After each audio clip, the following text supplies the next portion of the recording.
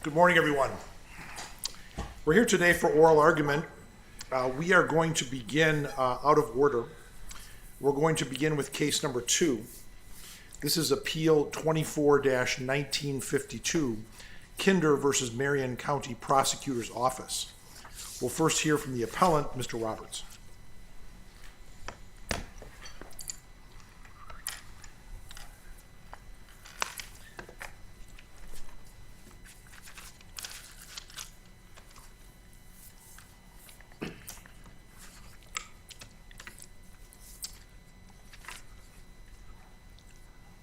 Thank you. If it pleases the court, I am Thomas Roberts. I represent the plaintiff, Susan Kinder.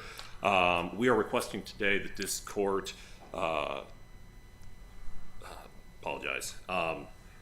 reverse the district court's granting of summary judgment, and that it be reversed. We believe there were 3 errors that were made. 1, we believe the plaintiff's or the appellant's complaint was timely filed. 2, we believe Marion County Prosecutor's Office is not immune from suit under the 11th Amendment. And 3rd, we believe the plaintiff did establish a prima facie case of discrimination. Taking those in order, first is timeliness. As it relates to timeliness, Laxvius versus Mayorkas does allow that equitable tolling be reserved for good faith error or situations in which a party has been prevented in some extraordinary manner from being able to file their complaint in time. Particularly in that case, the party made no effort to clarify the actual date of receipt with the EEOC. We believe our case is substantially different from that of Lax in that we did actually take steps and made efforts to clarify the actual date of receipt with the EEOC. Specifically, we reached out to the director of the EEOC Indianapolis Division, let them know that we were having issues attempting to, I will back up, we initially attempted to log into the EEOC portal. In doing so, the charge was no longer visible. We were not able to access any of the information.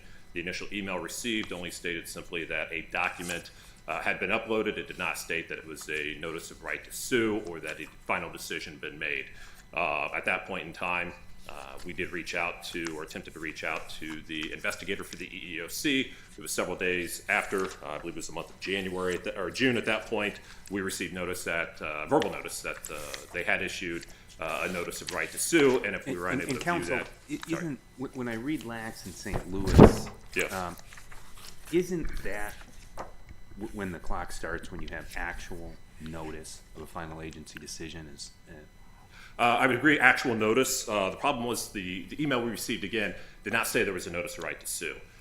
This court has, Section 2000E5F1 doesn't specify what form the notice must take. However, this court has held numerous times that that notice must be in writing.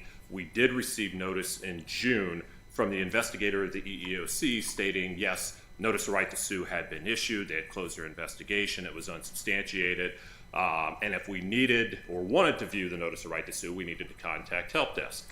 After unsuccessful attempts to reach anyone there, we contacted the director of the EEOC. We specifically asked they reissue the right to sue. We asked that they update the date. And about a week after that, we received an email from a supervisor at the EEOC with the notice of right to sue containing the same notice date. However, it does state in there that you have 90 days from the receipt of this notice, and specifically it states, that receipt generally occurs on the date you or your agent views this document, and advise that we keep a copy of when we actually received that notice. The date we received that notice was the date we received the email from the supervisor with that. So while we did have verbal notice, this court has held that it's actual written notice. Otherwise, at any point in time, there could be a communication that, hey, the right to sue was issued, and that would start the clock at that point without actually having proof or documentation. There are other cases that talk about, for example, I believe it is McDonald. In that case, he didn't view the charge because he was unable to, or lost his password. In this case, we didn't lose our password. We logged into the EEOC portal, the charge was gone. We provided documentation to the EEOC director stating that as well. So we believe that our 90 days started the date that we actually received the notice of right to sue from the supervisor, Mark Fishback. Pursuant to this court's prior holdings, and that date would have been July 6, 2022, when that was actually issued. So the 90 days in when we actually filed our complaint, we filed it within that 90 days. If we were to conclude that the lawsuit is timely, how does your client's case make it through the McDonnell-Douglas criteria? So when we go to the McDonnell-Douglas piece of it, so specifically, as far as we believe that we did identify or show a prima facie case. In order to do so, we have to show background circumstances exist to show an inference that the employer has reason or inclination to discriminate against whites, in this particular case, or evidence of something fishy. We have to show that the plaintiff was meeting their employer's legitimate performance expectations, that they suffered an adverse employment action, and they were treated less favorably than a similarly situated individual who is not a member of their protected class. In this particular case, we believe we satisfied all four of those prongs. One, under Muldrow, we only have to prove that there was some harm regarding an identifiable term or condition of employment.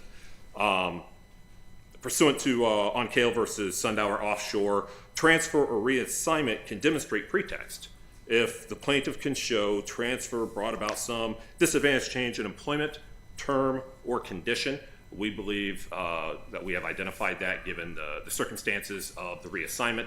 She was reassigned to, my client was reassigned to a position of lesser and diminished responsibilities. She was a receptionist and victim advocate. She had actually been transferred to a position where she was just a victim advocate for the Child Advocacy Center. In her new position, she was strictly a receptionist. All she was doing was answering phones, filing papers, and pulling staples.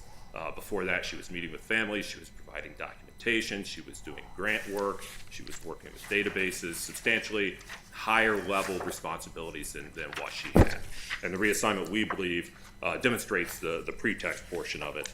Also, as far as something fishy, we believe in part that the court failed to view the facts in the light most reasonable or most favorable to the non-moving party, which would be the plaintiff in this case. Specifically, they took the fact that it was Ryan Mears who ultimately made the decision. However, the depositions from both Salita Scott and Ryan Mears show Ryan Mears fully deferred to Salita Scott. Ryan Mears had no idea what Salita Scott ended up doing with the individuals, where they were transferred to, what their positions were.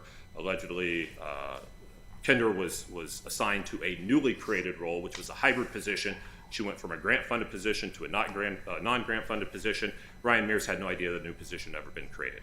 All of that was documented during his deposition. In addition to that, there were 4 attorneys that were deposed during the course of this from the prosecutor's office, either current or former. 3 of those directly contradict each other, and the facts and what they stated actually occurred, what was known, what was not known. Because of that, there's something from our perspective, there's something very fishy about that the prosecutor, chief counsel, and the director of the Child Advocacy Center, all 3 contradict each other drastically about what was known, when it was known, and how it was known. Scott also stated she had no idea that Kinder had been, her role had changed within the Child Advocacy Center. However, she was copied on numerous emails from the director, the individual over the director, as to the changes, when they were occurring, and what those changes would consist of. And at that time, she and the other 2 victim advocates were all 3 in the same role. They would rotate responsibilities as it relates to the front desk. She was reassigned to a cubicle next to the other victim advocates and was performing the exact same responsibilities.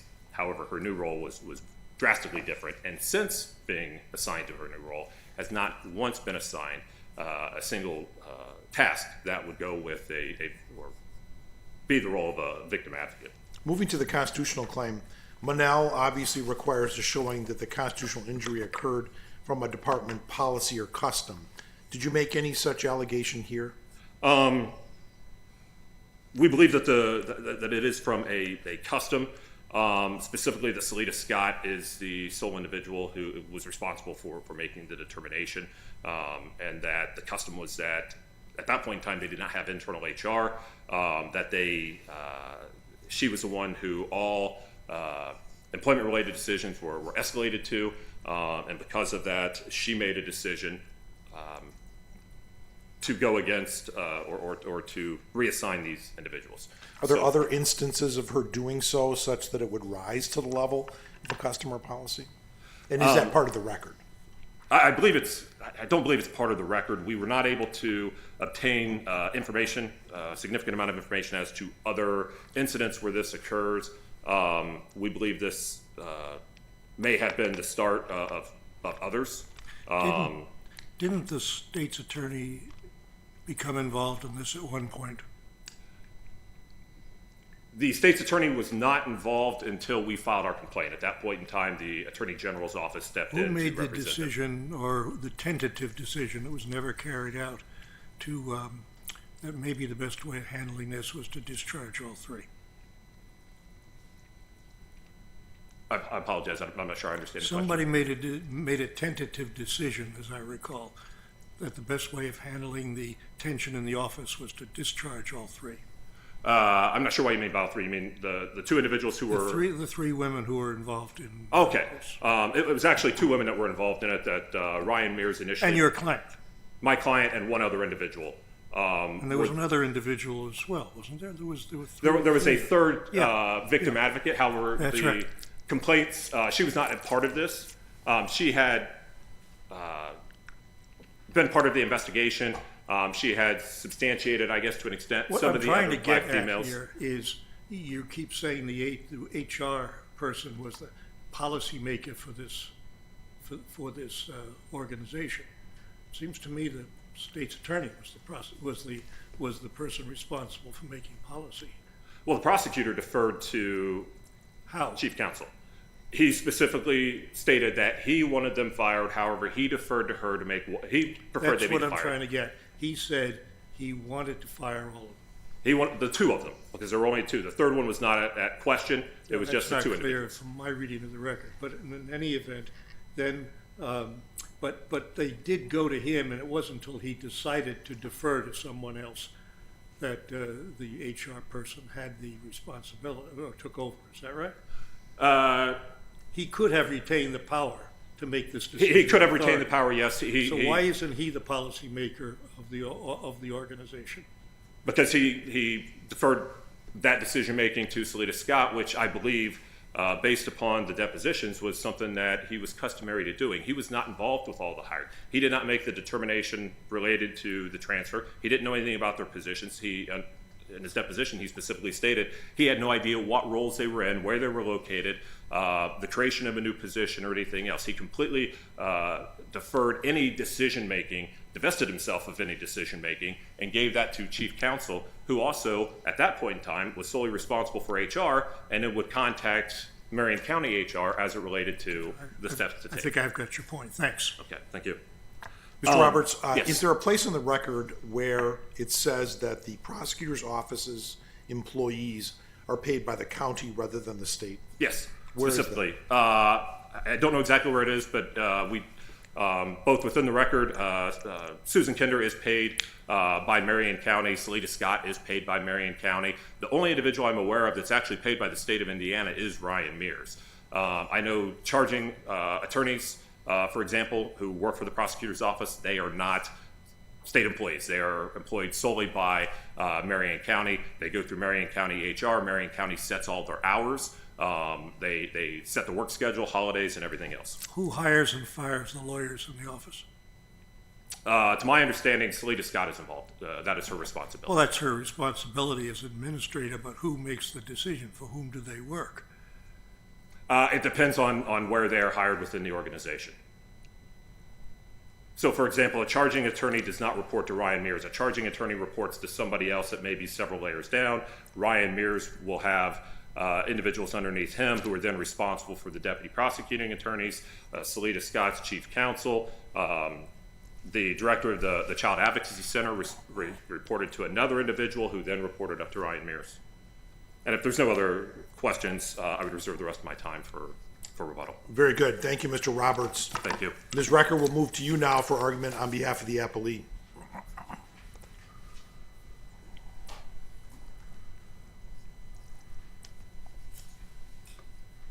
Thank you. May it please the court. The Marion County Prosecutor's Office asks that this court affirm the summary judgment order for three primary reasons. First, Kinder's complaint was not timely filed because it was not filed within the 90-day deadline. Second, the evidence shows that the Marion County Prosecutor's Office did not discriminate against Kinder on the basis of her race. And finally, the Marion County Prosecutor's Office is not suable under Section 1983 because it is an arm of the state. Ms. Recker, there are a number of references in the record to the prosecutor's office's positions being grant funded. Where does that grant money come from? Is it federal, state? Your Honor, I believe it's federal funding. I'm not sure, not for sure on that, but I think it's federal funding. For example, a national domestic violence type of grant or a gun interdiction grant. That federal money would go to MCPO, the prosecutor's office. They would then either be able to hire new support staff and or attorneys, but they have to certify that they're working on those types of cases, correct? That's correct, yes. Are you aware of any state funding or is state grant funding, or would it always be federal grant funding? I'm not aware of any state funding that funded the work at the Advocacy Center. Thank you. So turning to the timeliness issue, her counsel received an email on April 28th informing him that a document had been uploaded to the EEOC portal.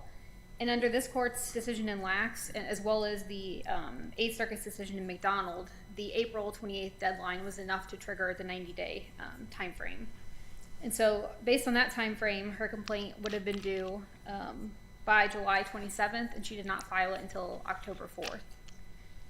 The district court gave her a little bit of leniency and considered the June 15th date as the triggering date, and that's when her counsel had received another email indicating that the document that was uploaded to the portal was in fact the notice and right to sue letter. And so the district court held that that date was enough to trigger the deadline, and that her complaint then would have been due by September 13th, but again, she didn't file it until October 4th. Equitable tolling should not apply in this case, and actually, Kinder never requested that equitable tolling apply. Instead, she asserted only that her complaint was timely. And so the reason equitable tolling shouldn't apply here is because there's no evidence that her counsel actually reached out to the help desk to try to secure the document earlier. There's no evidence that he tried to discuss with the EEOC when the 90-day deadline began. And also, by the time the July 27th deadline was up, her counsel actually had the document. He was able to view the document, and he provided no explanation as to why he couldn't have filed the complaint within that time frame. Do we know, was the document boilerplate? Is it the same thing that goes to everybody for a right to sue? Yes, the document just contains the determination that the EEOC is basically done with the case, that she can proceed to court, and that she has 90 days to file. It's just kind of boilerplate language.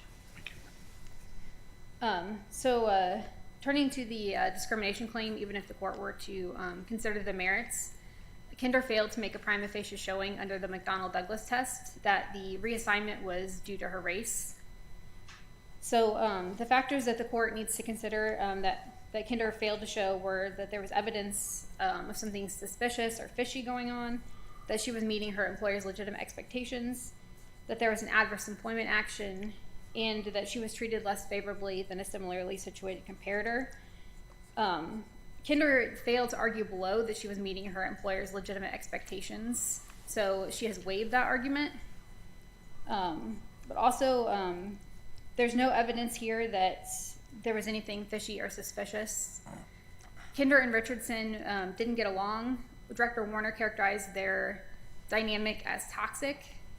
And so in order to solve that issue, she reassigned them as equal duties, sharing desk advocate, which is a receptionist, meeting advocate, an at-home advocate between the three. But while that was going on, Richardson had filed a complaint against Kinder alleging harassment. And so Chief Counsel Scott had started investigating that complaint. And she learned that the two just couldn't get along, that it was creating a toxic environment, and that it went both ways. It wasn't one or the other. So in order to be fair to both of them, she talked to Prosecutor Mears about reassigning both of them outside of the Child Advocacy Center. Prosecutor Mears is the one who actually made the decision. Initially, he did want to terminate both of them, but Scott had, I guess, advocated for both of them to keep them on in the prosecutor's office, and he allowed her to do that. So it was actually Prosecutor Mears who made the decision, but it was based on the recommendation of Chief Counsel Scott. And I'd like to add that Prosecutor Mears is white, so he's the same race as Kinder, which I think also supports that there was nothing fishy going on. The evidence also shows that Chief Counsel Scott was not aware of this recent and temporary change in the duties that Kinder and Richardson were doing. She believed that Kinder was mainly a receptionist and that she was also had some backup advocate duties.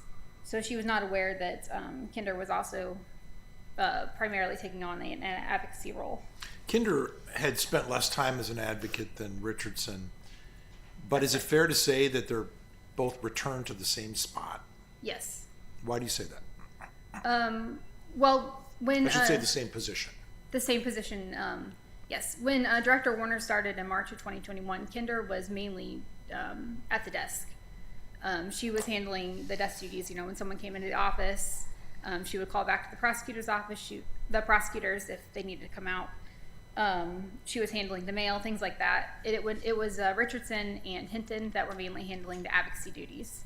So the change from them all kind of having equal duties was in response to this toxic environment that was happening. And Director Warner actually testified in her deposition that she would try the new arrangement, see how it goes. So there's no evidence that it was a permanent arrangement. There's no evidence that this was a promotion. She was just trying to fix the environment that was happening while Chief Counsel Scott was investigating the harassment allegations by Richardson. Turning to the third issue, Kinder's Section 1983 complaint cannot proceed against the Marion County Prosecutor's Office because it's not a person that is suable under Section 1983. The Prosecutor's Office is an arm of the state of Indiana. As this court held in Jones, the office is an arm of the state because it was constitutionally created. It plays a significant role in the judicial system. It actually has an inseparable role with the judiciary. Does Jones map directly onto this case, or are there some differences? I think it does. And the reason for that is that there's really no separation between the elected prosecutor and the office. I mean, the office is there to serve the elected prosecutor and to fulfill his statutory duties. So there's really no distinction between the two. And so I think Jones fits squarely with this case. And then if you look at the way Indiana treats prosecutors' offices as well, it treats them as part of the state entity. To answer your question, I think you had earlier, the state does also pay not only the elected prosecutor, but also the chief deputy prosecutors. And there's some statutes we cited in our brief that talk about that. So the chief prosecutor, the supervisor is directly under that chief prosecutor, and then at some point it drops below the line to be county paid. Yes, that's correct. Yes. Who hires the attorneys in the office? The prosecutor has hiring and firing responsibility, I believe. The prosecutor does. Yes. So he can get people who share his or her responsibilities or views with respect to prosecutorial discretion.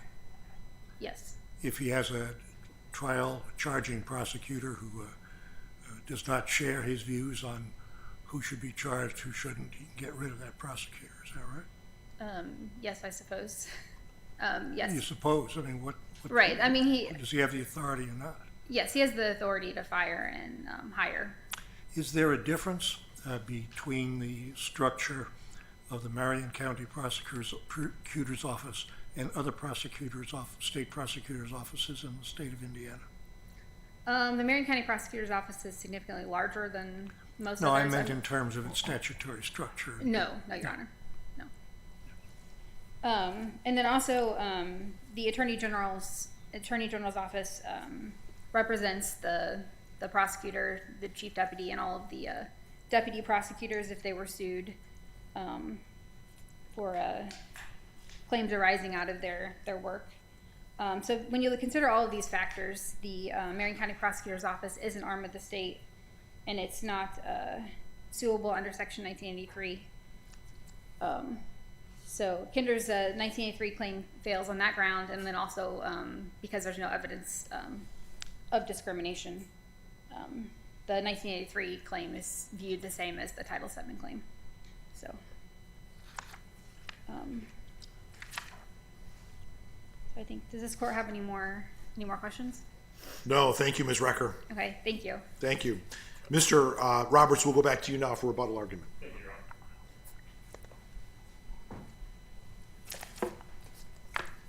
I will try to be brief here.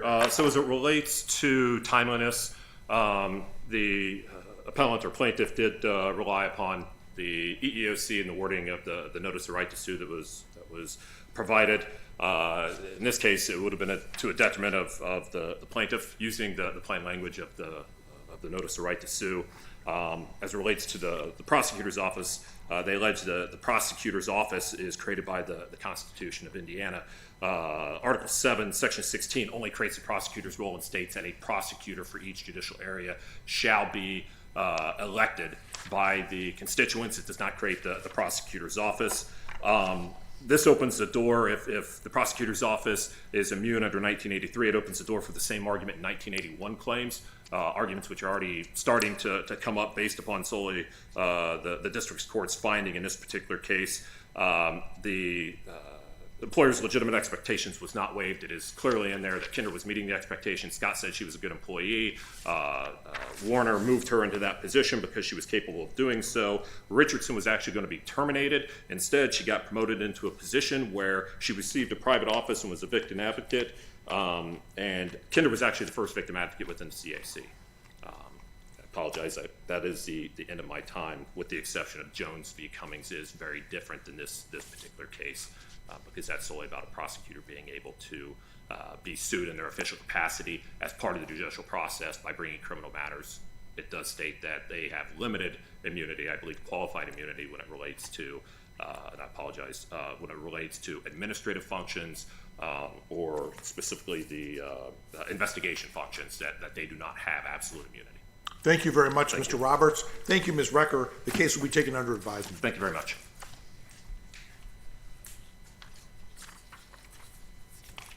We are now going to move back to case number 1 on our calendar, and we're going to.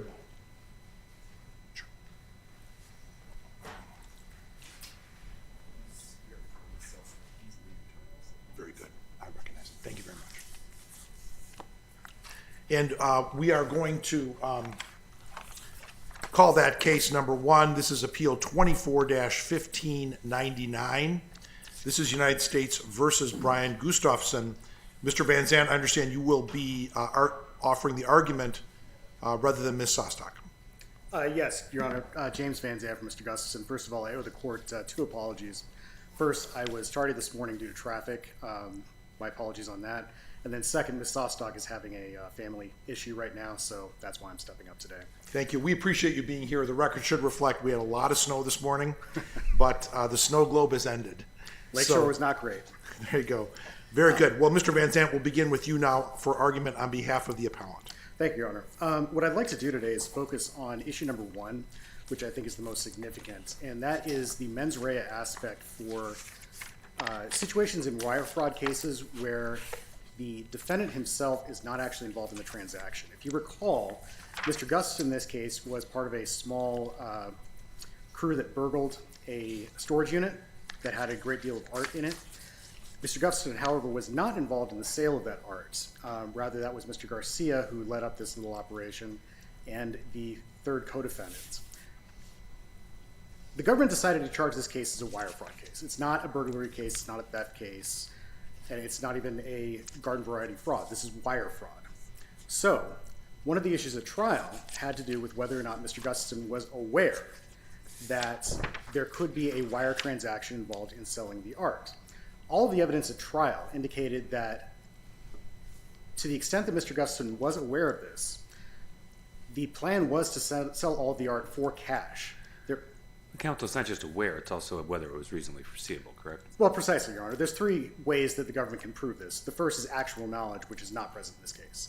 The second one is whether or not a wire transaction would occur in the ordinary course of business. And of course, the third is facts from which Mr. Gustafson could reasonably have foreseen it. Those are the two that are really at issue. Are the last two really as distinct as I know our case law seems to make them?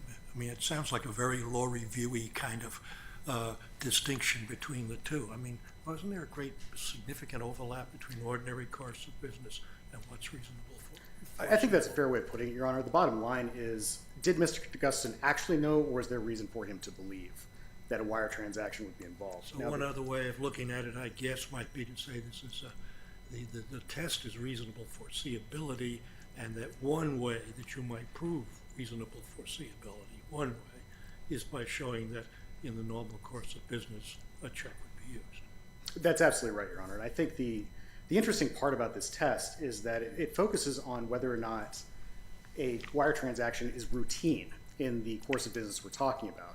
Now, in this particular case, we're discussing whether, not necessarily pawn shops exactly, but we're talking about shops that buy and sell antiques, old coins, things like that. So the question then becomes, what is the ordinary course of I business? think in you this make sort a of- good point there, sir, that we look at this from the point of view of the purchaser or from the point of view of the seller in the secondary market. From what point of view do we look at it to determine ordinary course of business? The jury actually asked that exact question, Your Honor. I think that it obviously depends on what Mr. Gustafson knew, and all he knew about these transactions was what he had done with Mr. Garcia previously. That had been, obviously smaller transactions, but every single one of them had been cash transactions. Interestingly enough, even when the owner of Crescent Jewelers testified at trial, he said that checks were not exactly the most common thing. It was about 50-50 between cash and checks. Particularly in this case, there was no expectation of a check being used at all when Ms. Rothschild and Mr. Garcia went to sell the items. The only reason that they accepted a check at all was because there was not enough cash for the entire transaction. On the other hand, this wasn't a transaction where one side was an admitted fence. The fact of the matter is the seller was holding themselves out as a legitimate settler of an estate, in effect, and was willing to give documentation Precisely, Your Honor. as And that's well, actually, all right? that's quite So in important. those situations, wouldn't it be more common that a check might be used than if the purchaser were dealing with a fence? Not actually, Your Honor, at all. The owner of Crescent Jewelers testified it's about 50-50, and it depends on what the buyer wants to do. So while checks can be used in this process, it's by no means routine or even required compared to some cases in No, but there's a 50% chance they're going to use a check, right? But that's not the test, Your Honor. The I'm question, sorry? the test is whether or not Mr. Gustafson knew it would occur in the ordinary course of business, or whether it's routine to use checks. Now, I don't think we can say that in a 50-50 business where you could do cash, you could do checks, that Mr. Gustafson had any reason to believe there would be checks. If you recall from the record, Mr. Garcia didn't even have a checking account. He didn't have a banking account. Checks were useless to him, which of course is why Ms. Rothschild pushed back so hard when the owners of Crescent Jewelers wanted to give her a check as partial payment. What about the items that were presented to this jury are not common items.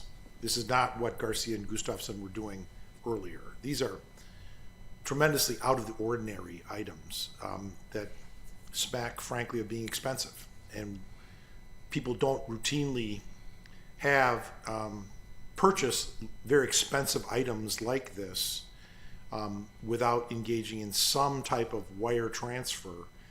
Then we get to the standard review. And that's really an issue because the jury had that before them as to, by looking at those 5 items, is that something that would be not paid for in cash, but paid for through a wire transfer?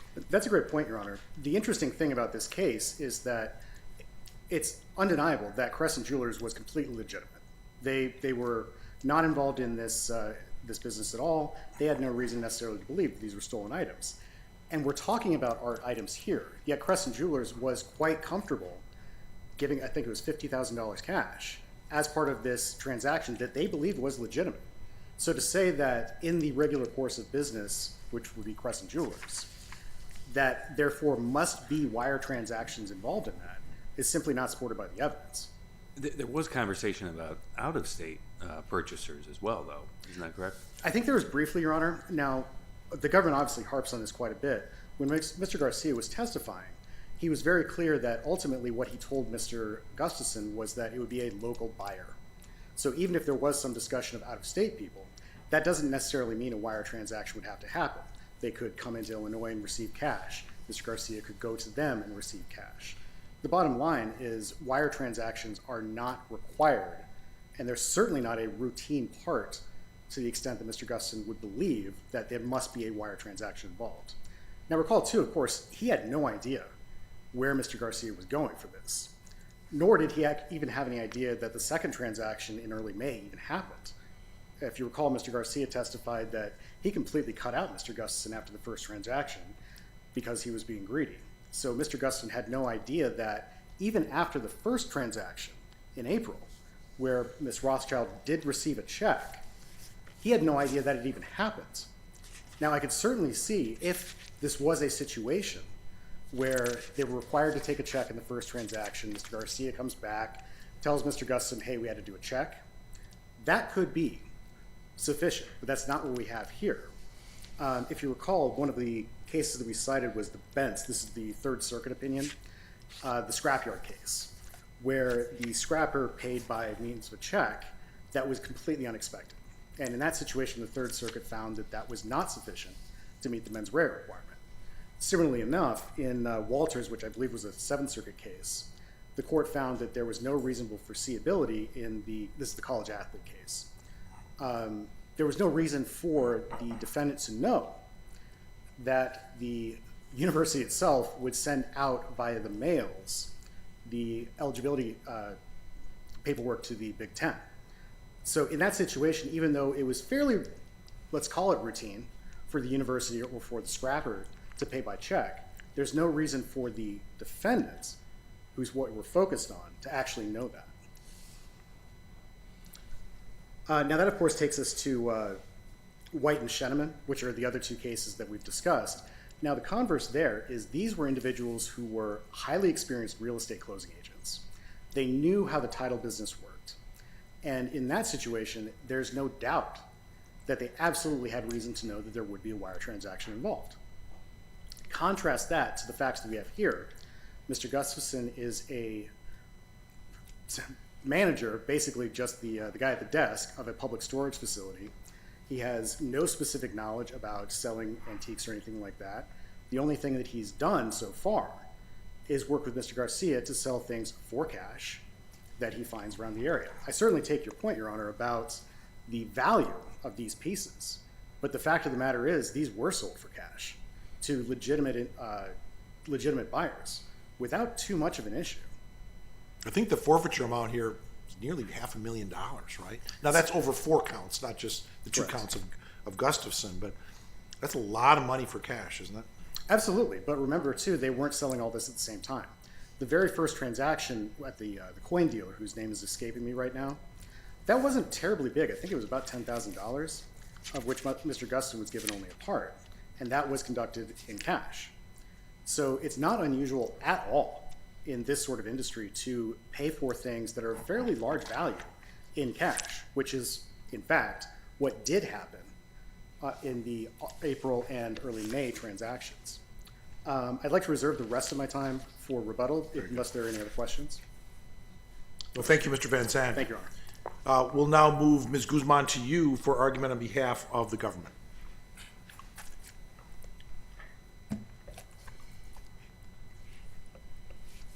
May it please the court, Kelly Guzman on behalf of the United States. The evidence at trial was sufficient for the jury to find that the defendant could reasonably have foreseen the use of the wires in the execution of this scheme. The facts that defendant knew that informed his reasonable expectation here defendant knew that the unit contained very valuable items. He was the person who first saw the unit a couple months before the pandemic, walked by it when the door was open and the victim was in the unit, and remarked to the victim after looking inside, "Nice stuff." Think Mr. Gustafson ever even thought about this whole issue, About what whether checks were going to be used or not? I don't. And actually, I think that Garcia's testimony is instructive on that point. If you look at, and this relates to something that counsel just argued, if you look at the cross-examination of Garcia, when he's pressed on, you wanted cash, not checks, and checks weren't part of the plan, were they? Garcia responds at page 569, at 569, "At the time, I probably just didn't care. The plan was just to split the proceeds 3 ways, no matter how it came back." I think that was Garcia's testimony, obviously, as to his own state of mind, but I think you can take that as instructive of the co-schemers in this case, particularly because of the number of conversations that Garcia and the defendant had about Garcia's ongoing attempts to sell these items, how he was doing it, what types of different buyers he was contacting. This raises, of course, something that it's the 500-pound gorilla in the room in this case, I think. From the moment I opened the blue brief in this case and started work on the case, why wasn't this tried as a theft in state courts? This is kind of a stretch to say this is a wire fraud case.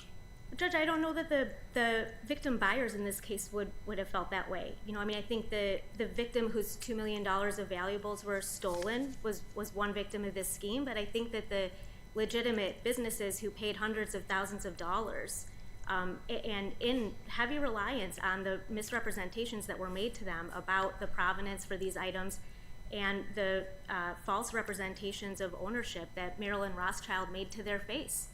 Both of the victim buyers in the charge transactions, Mr. Kraft and Mr. Crescent, testified that these were family-run businesses that they had run since for their entire life's work. And they testified to their attempts to check up on the story that Marilyn Rothschild gave them. They Googled her, they did internet research, they found her family online, they found photos of them, they confirmed that her father was a World War II veteran.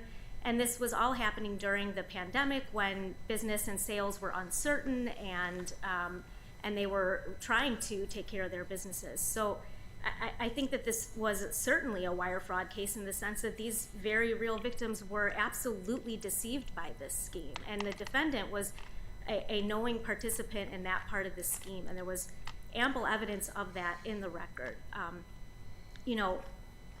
Like I said, the defendant is the one who identified the unit in the first place, and that's significant here because defendant is the one who recognized the opportunity to steal and sell these items. And the opportunity in these items is not to steal them for their personal possession, but to sell them through deceit to people who could pay close to what they were worth. He also is the person who gave the key to the unit to Garcia, and there was testimony from Garcia and also from the agent about an interview of the defendant in which the defendant made statements that corroborated Garcia's testimony, that Garcia was talking with defendant on an ongoing basis about the types of buyers he was finding and the ways that he was going to sell these items. Specifically, Garcia did tell defendant that one of the buyers was from New York. He did not, the record does not show that defendant only knew about local buyers. At page 589 to 90 of the transcript, Garcia testifies that he told the defendant about one buyer in New York. So the defendant knew that at least one buyer was out of state. Garcia also testified that there were multiple conversations about the buyers he was looking for. Defendant agreed that there were also stated to the agent who testified that Garcia had multiple conversations with him about that. In fact, after his first in-person interview with the agent, the defendant called the agent back to offer him additional information about other buyers that Garcia had told him about during the course of the investigation.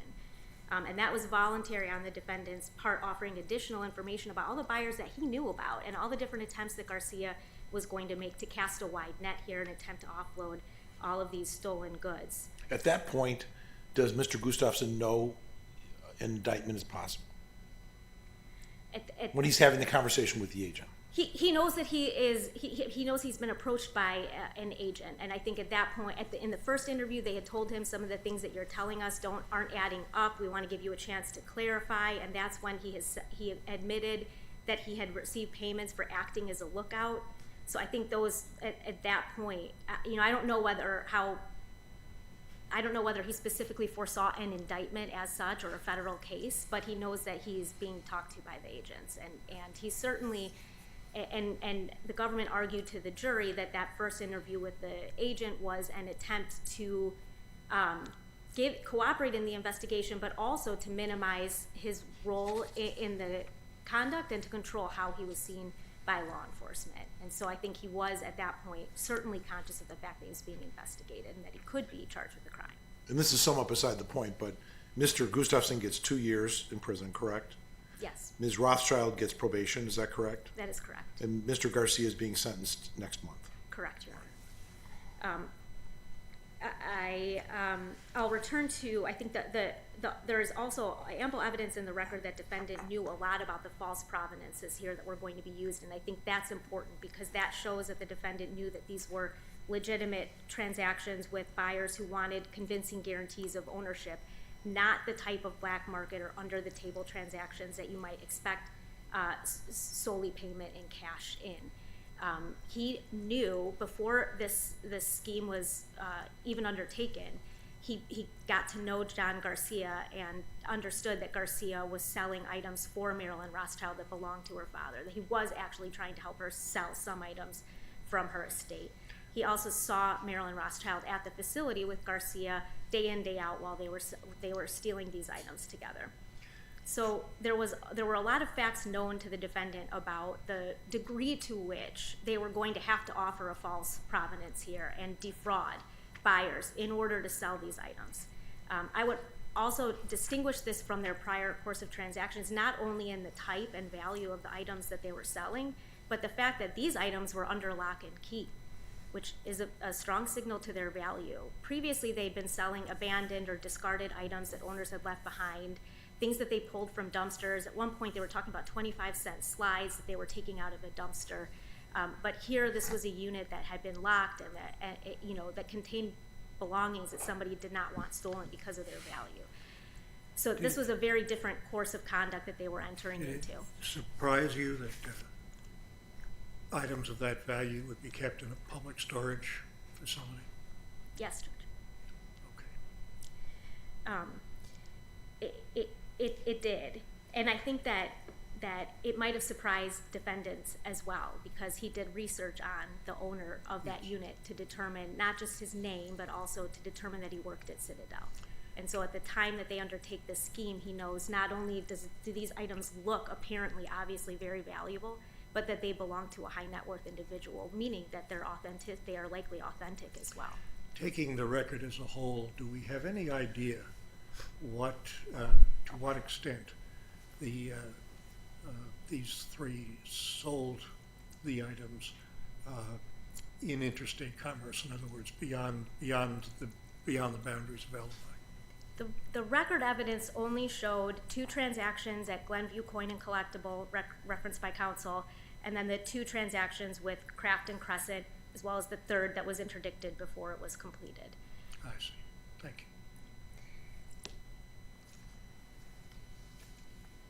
I also wanted to point out to the court in reference to one of your Honor's earlier questions that to the extent that the court is considering the defendant's knowledge that these payments would occur in the ordinary course of business, the Seventh Circuit pattern instruction states that the relevant course of business is the course of business in furtherance of the scheme. And so it would not be, the reference would not be the course of business of a particular auction house in this case, because the transactions that were planned by the scheme were not concerning a particular auction house. It would instead be the ordinary course of business required to accomplish the scheme. And in this case, the scheme was casting a broad net. The scheme was to sell $2 million worth of over 150 valuable items to whoever they could find to buy them. Do we have any other information as to how they went about searching for purchasers? We have the information that Garcia testified to, which is that the information we have is that that's in the record is that the defendant, Garcia, made an intentional effort to form a relationship with the defendant that included expressing to the defendant all the different people he knew who could buy different types of things to build that relationship with him. The conversations that Garcia had during the course of the execution of this scheme, which included at one point Garcia testified, he was shown an image of himself on surveillance footage showing his phone screen to the defendant, and Garcia testified he was actually showing a offer that he had received on his phone screen to the defendant. So the efforts to defendant's knowledge of the efforts to sell are the building relationship up until that point, and Garcia holding himself out as somebody who could sell a wide variety of items. Garcia's conversations with him during the scheme, Garcia's conversation with him about the buyer in New York, and then the other evidence of that is the defendant's call back to the agent that the agent testified about, where he's offering additional information proactively on all the other buyers that Garcia described to him.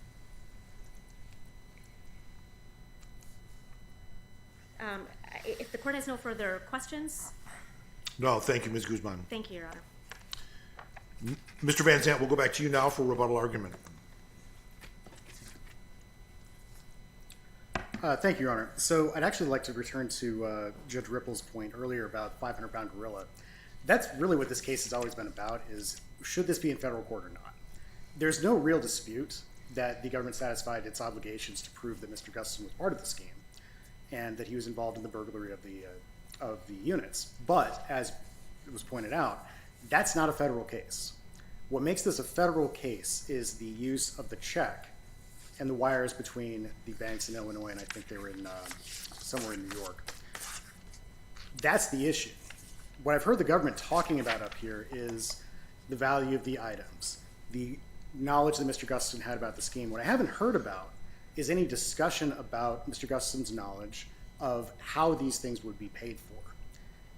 That simply just wasn't there, and that wasn't one of the things the government was able to prove at trial. All of the evidence here that Mr. Gustafson knew about was that these things were to be sold for cash, and as far as he knew, were sold for cash. Mr. Garcia never told Mr. Gustafson that Ms. Rothschild had received a check from the April transaction, never even told him about the May transaction. Well, what kind of knowledge does your client have to have? I mean, and what kind of intent does he have to have? It's a knowledge level, Your Honor. So It's in a this what? knowledge, so we're not talking about specific intent or something like that. The question is, did he know that a wire transaction or check in this case would occur as part of the ordinary course of business, or did he have specific knowledge from which that could be reasonably foreseen? Now, the reasonable foresee, I'm sorry. Getting back to Judge Brennan's question, though, isn't it really, could a reasonable jury make inferences that it was reasonably foreseeable? Right, then the question becomes on what facts, Your Honor. That's the real issue here, is could it have theoretically been proven somehow? Sure. We could have had more testimony about how the auction industry worked, how the antique sale industry works. What we do have is the testimony of the owners of Crescent Jewelers saying that, yeah, when we do this sort of thing, it's really up to the buyer how they want to pay, and it can be cash or check, and we'll accommodate them. I think even in advance of the first transaction in April, one of the buyers got $50,000 in cash ready to go before the transaction even happened. So this is not unusual at all. This is certainly a way that business is done.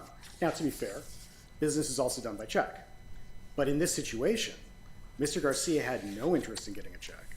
There's no evidence whatsoever that anyone talked about receiving a check with Mr. Gustafson. And he was certainly not involved in the planning for the sale or the sales themselves. And that's really what it comes back to, is what did Mr. Gustafson know? That's the bottom line in this case. We're not talking about what Mr. Garcia knew. We're not talking about what Ms. Rothschild knew. We're not even talking about the expense of the items or that he was involved in this burglary. If reasonable foreseeability, though, is a layperson's standard, don't we defer to the jury on that?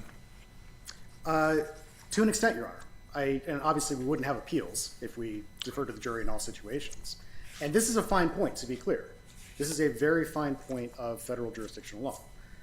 And I think it's something that's very easy for a juror to look past and not quite get. If you recall, there was a question that the jury submitted on this very issue. And essentially the answer that we all came up with was read the instructions, they're all important. And I don't know if that helps. And there were no lesser included or alternative means by which the jury might conclude theft versus wire fraud. No, this was it, Your Honor. It was a very targeted one-count case. Had this been in state court, totally different situation. There's fraud cases in state court. They could have done theft, they could have done burglary, but the government chose to make this a federal case. And by choosing to make this a federal case, they took on these obligations, one of which is to prove, beyond a reasonable doubt, that Mr. Gustafson knew that a wire transfer, or a check in this case, would occur as part of the routine order of business. With that, I've got 15 seconds left. If there are any other questions, I'm happy to answer them, or if there are any other questions about issues we've raised. No, thank you very much, Mr. Van Zandt. Thank you for being here. Thank you, Thank you, Your Ms. Guzman. The case will be taken under advisement.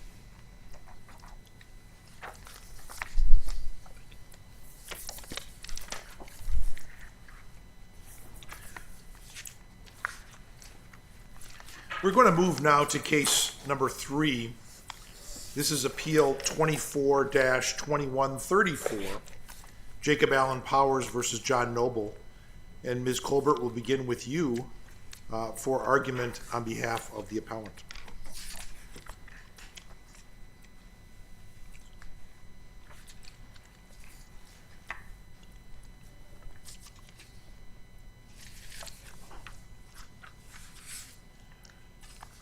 Thank you. May it please the court. With the government's concession letter that was filed on Friday, the issues in this case are narrow. Number one was Jacob Powers' due process right to be competent at the time of trial violated, and number two was trial counsel ineffective for failing to raise that claim. The seminal cases on competency, Dusky, Drope, Pate, all stand for the proposition that an evidentiary hearing must be held when there's a bona fide reason to doubt competency. The record in this case there are many substantial facts that create a bona fide reason to doubt Powers' competency at the time of trial. Here we, as I understand the history, and correct me if I'm wrong, Mr. Powers had a criminal case involving either a competency or NGI issue predating this case. Correct. The state court case, I should Yes, say. correct. In the year 2000, a completely separate case, he was found not guilty by reason of insanity. In the year 2000, this case was, I believe the complaint was filed in 2005, so 5 years prior.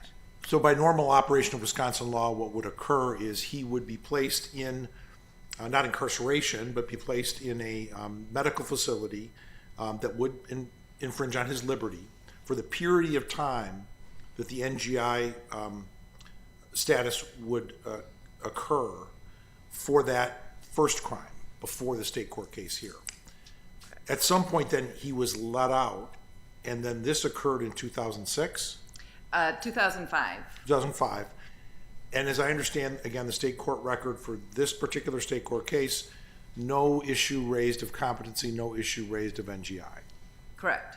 And then first competency determination made after the sentencing here, correct? After sentencing, state post-conviction counsel was appointed, and I believe she met with Powers 4 months after sentencing, and she said that her meeting, she felt he did not understand the issues in the case. She had questions about whether he was competent to have made the decisions at trial that he needed to make, and that's when she hired Dr. Glassman to conduct both a contemporary examination for competency, so whether he was competent to proceed on the appeal, but also Dr. Glassman is the only evaluator who conducted a retrospective competency exam on whether Powers was competent at the time of trial. Dr. Glassman determined he was not competent at the time of trial. But to be fair, said so, did not say so in the report, but did say so in his testimony.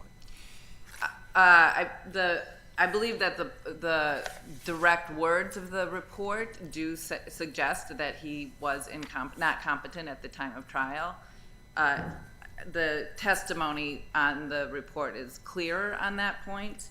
Clearer on that. Clearer on that point. But I believe the words is something to the effect that he believed that competency would have been or should have been raised, given his conclusions. What are we to do then with the Schoenecker report and the Dolezal report? Both The- of which conclude competence. Competency, of course, is a present determination, and Dr. Schonecker's report was he did not address trial competency. He addressed only whether Powers was competent to proceed on appeal. And Dr. Dolezal also had a very discrete competency determination, whether he was capable of filing a pro se petition for habeas within the deadlines. She determined he was not competent to do that. Both Schoenecker and Dolezal determined he was competent to proceed with the appeal. But as the state prosecutor argued in 2007, what is asked of a criminal defendant at trial and what is asked of a criminal defendant on appeal is very different. And of course, trial decisions require much more of a criminal defendant than their role on appeal. It's not a lengthy trial record, correct? It is a couple-day trial. Right. And, you know, a close review of the trial record seems to indicate that, Mr. Powers is engaging with his lawyer. None of us can invade that attorney-client privilege and know the conversations Mr. Powers may or may not have had with trial counsel, who we understand is now deceased, correct? Yes. But we do see from the record, I'm at page 202, he recalled street addresses. Page 203, he described what time certain events took place. He articulated where people were located when relevant. He explained what was playing on the TV. He testified about what he said to people throughout the night at 2:15, and he identified some potential biases at 2:24 to 2:26. Now, it is clear that he has got some IQ and serious issues. I mean, he can't read above a 5th grade level. So we're talking about a mental health question. There's no one gainsays that. But there is this interaction that occurs with his trial counsel. Then he does fence a little bit on cross-examination. The prosecutor examines him on pages 228 to 236. He denies knowledge of the victim. He attacks the credibility of the government witness. There's pushback that he's giving. So this is the trial record we have before us with regard to the competency. So we can't know what was going on between his lawyer and him as to whether or not to raise NGI or competency. We do have the trial record, and then we've got 2 of the 3 saying competent, albeit after the fact. Then the overlay on this, I apologize for the length of this question. The overlay on that is we're now 19 years later. How are we to sort that out other than to rely on the record that we have? Well, I think what Your Honor has just articulated is exactly what the district court decision and the government rely on, is his appearance and demeanor at trial. And doesn't that show that he's competent? He was able to answer questions. He was oriented to time and place.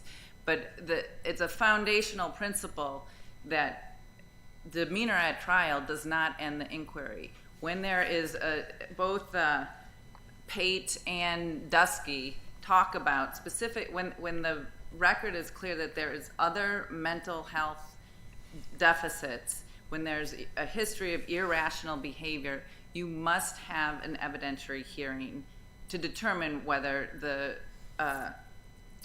defendant is competent or not. And the district court says in its decision that, quote, Powers' significant intellectual deficits and mental health impairments could support a finding of incompetence. That statement is essentially saying there is a bona fide reason to doubt competency here.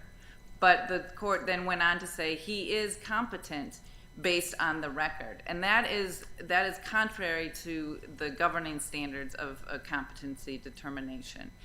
If there is not, if there's too much time that has gone on, and in this case there's almost 19 years, but there's a bona fide reason to doubt that Powers was competent, then the writ should issue if we cannot determine it at this time.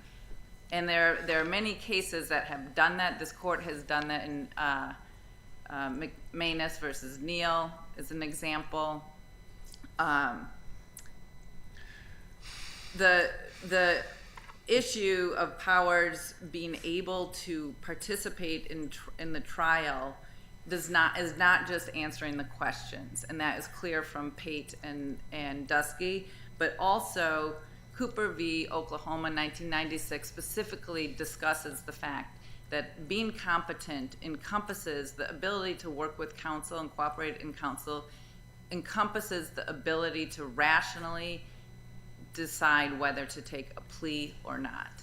And in this case, there's a lot in the record that suggests that Powers did not have that capacity.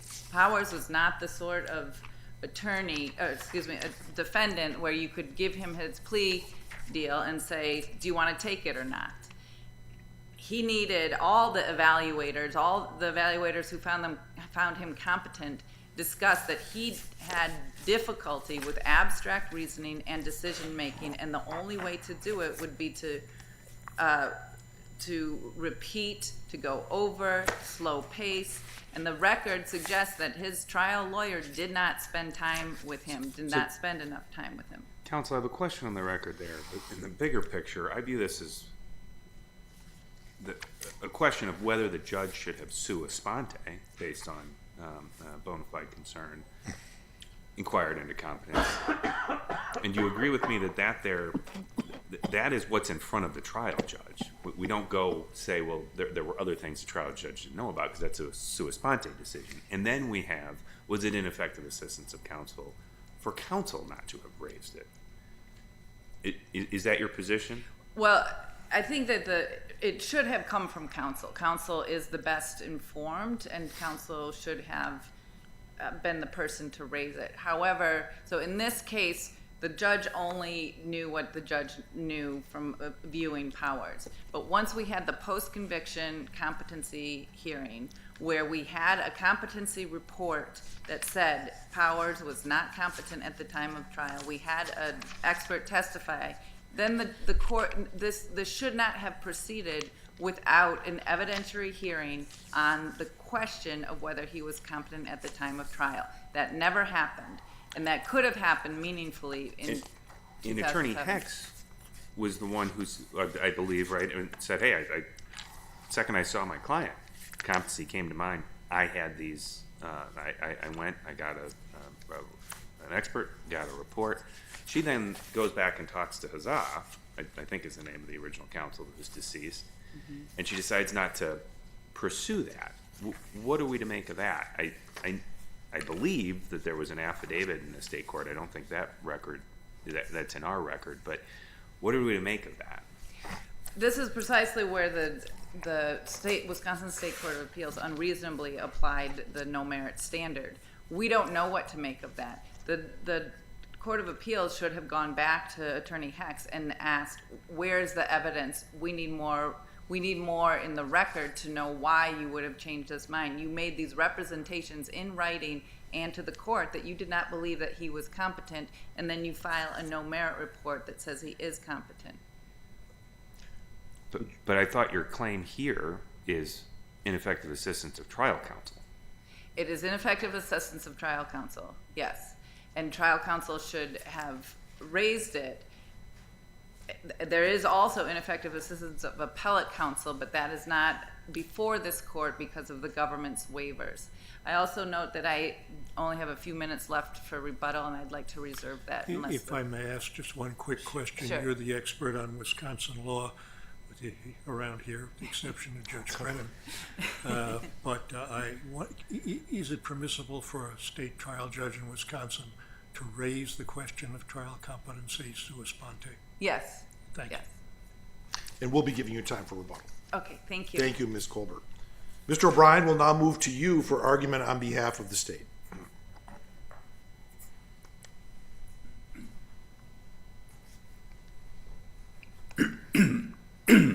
May it please the court. The district court correctly decided the outcome determinative issue in this case when it held at page 18 of its decision that the Wisconsin Court of Appeals finding that it was reasonable for trial counsel not to challenge Mr. Powers' competency to stand trial was a reasonable application of Strickland. A fair-minded jurist could agree with that finding, because who would know better, after all, whether a defendant is capable of understanding the proceedings, consult with counsel, and assist in the preparation of his defense than defense counsel? And that this attorney chose not to raise that issue, presumably knowing of Mr. Powers' mental health history and cognitive deficits, and yet counsel was satisfied. And post-conviction counsel looked at this record, and yes, we had the post-conviction hearing where she found an expert, Dr. Glassman, who found Mr. Powers not competent for the post-conviction hearing, and his opinion about his competency at trial was really gratuitous, because the only issue at that hearing was whether Mr. Powers was competent to assist counsel in the post-conviction and appellate stage of the proceedings. Be that as may, the court questioned, Your Honor questioned whether or how, what to make of Attorney Heckey's decision to raise the issue of Mr. Powers' competency at the post-conviction hearing and yet write a no-merit report saying that there's no arguable merit to a claim that trial counsel was ineffective for not raising the issue. And I think the answer comes down to counsel was concerned when she's discussing what goes on at the appellate level and what will happen at the post-conviction hearing. And then she found Dr. Glassman, who agreed. But then the hearing was held, and Dr. Schenecker was appointed by the court and provided a very thorough report and then testified. And I would refer this court, please, to review Dr. Schenecker's report and his testimony, which the post-conviction court relied on in holding that Mr. Powers was competent to pursue post-conviction hearings. And then after that, counsel discussed the case with Attorney Haza, who, as the court is correct, is now deceased. And presumably, counsel learned from Attorney Haza what happened and why he, Attorney Haza, felt that Mr. Powers was able to understand the proceedings, was able to assist counsel in the preparation of the defense, which was a quite simple defense. It was basically, I didn't do it. She's lying. And yes, Mr. Powers has deficits, yet that is the sort of defense, and Dr. Schenecker was clear, and even to some extent Dr. Glassman, that he does understand basic things like the roles of the attorney, the role of the prosecutor, the role of... But counsel, yes. at least as to the first prong of Strickland, when you have appellate counsel not that long after trial, immediate response is there's a competency issue. You have billing records that would suggest that that wasn't addressed by trial counsel. And trial counsel has before them a prior NGI, a client who does have some borderline mental issues. Doesn't that raise some concerns?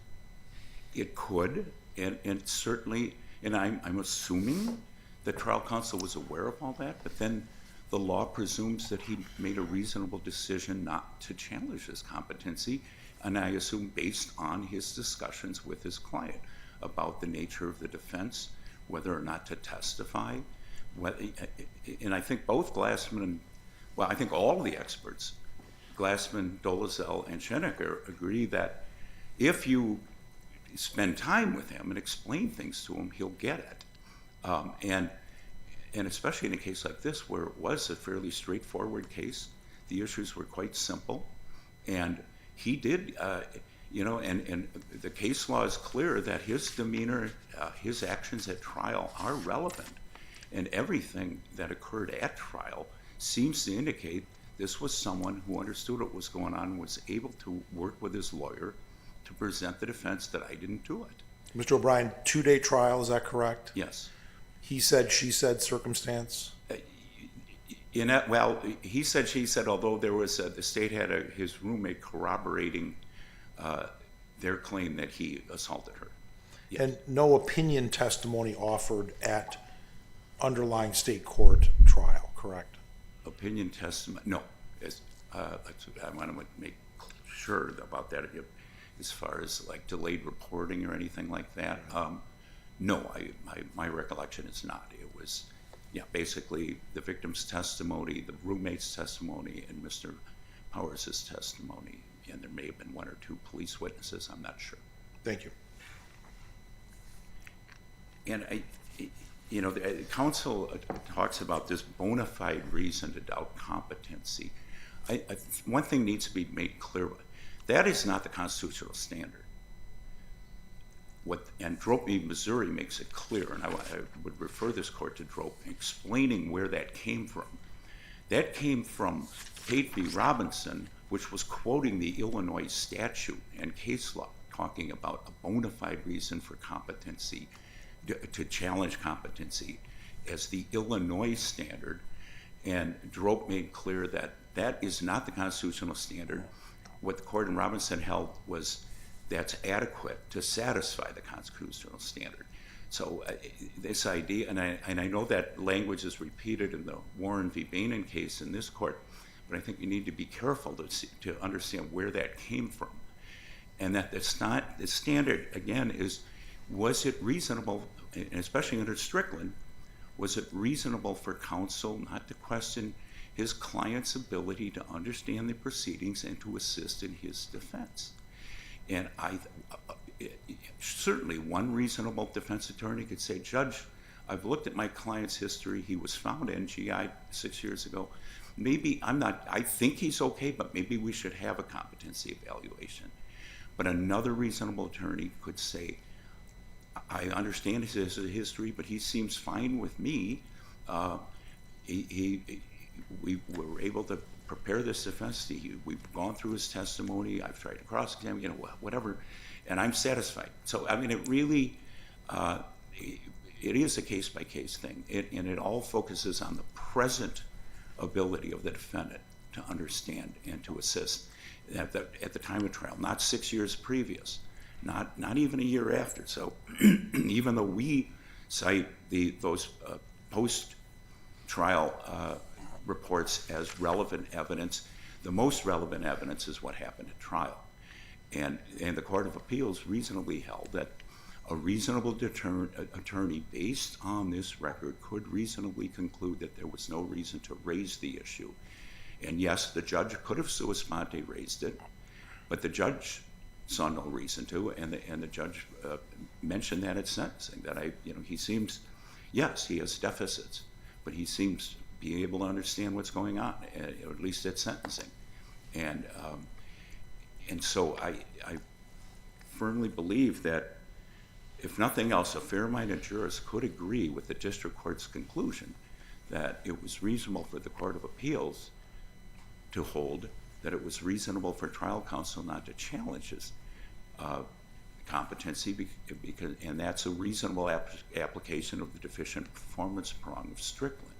Mr. O'Brien, felony conviction, Fond du Lac County, is it likely, or do you know, if a pre-sentence investigation report would have been created for the sentencing here? There was a pre-sentence. There was a pre-sentence. Yes, and I think, and I know counsel cites it at some length in the brief, and there is some, and there's discussion in that about his mental health issues, his background, and I think one thing that it's important on the no merit review.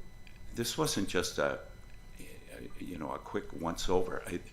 This was an extensive record. Even by the time it got to the Court of Appeals, by the time the case was reviewed by counsel to decide whether to file a brief on the appeal, there was an extensive record that included all of his mental health issues, the pre-sentence report, the trial transcript, and the post-conviction hearings, post-conviction reports, and post-conviction counsel's discussions with trial counsel. All of that was before the Court of Appeals. The Court of Appeals independently reviewed that record in addition to reviewing counsel's no merit report, and agreed with counsel that it was reasonable for trial counsel not to have raised this issue. And I just believe that, especially if we're talking about deferential review under ADPA of the deficient performance prong, I don't believe this court can reasonably conclude that no fair-minded jurist could agree that trial counsel performed reasonably. And furthermore, on the issue of prejudice, we agree with the district court that there's no reasonable probability that he would have been found incompetent had the issue been raised by trial counsel. And so, assuming that's not deferential review, this court should, there's plenty, the district court's analysis is about as thorough as it gets of this, what it called the 1,700-page record, and reasonably concluded that even if had the issue had been raised, he would not have been able to prove prejudice. Thank So you, with Mr. that, O'Brien. unless there are no more questions, No, thank you, Mr. O'Brien. thank you. Ms. Colbert, let's go back to you with 3 minutes for rebuttal.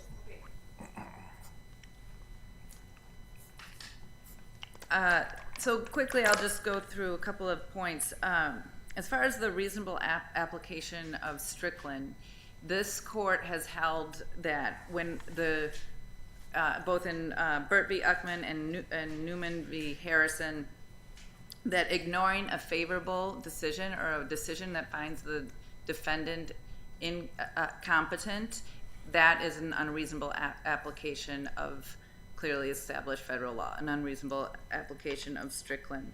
Also, the government was talking about a lot of presumptions and assumptions.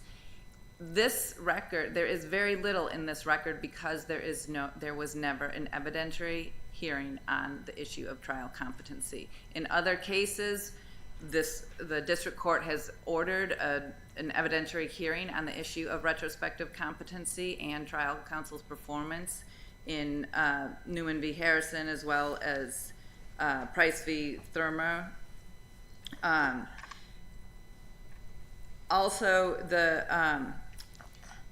all the cases cited in the district court opinion about what about these individuals who have mental health, people who have mental health problems are not all incompetent. We have examples of that in case law. If you read through the cases cited by the district court, in all of those cases, there was an evidentiary hearing at some point, either in the state courts or in the federal district court. Once there is reason to doubt competency, it's a foundational principle that there must be an evidentiary hearing on the issue. That never happened here. It should have happened because trial counsel should have asked for it. It should have happened because the judge should have sua sponte asked for it. It should have happened because the Court of Appeals should have rejected the no merit report. It didn't happen at any one of these junctures. It could have happened in the district court.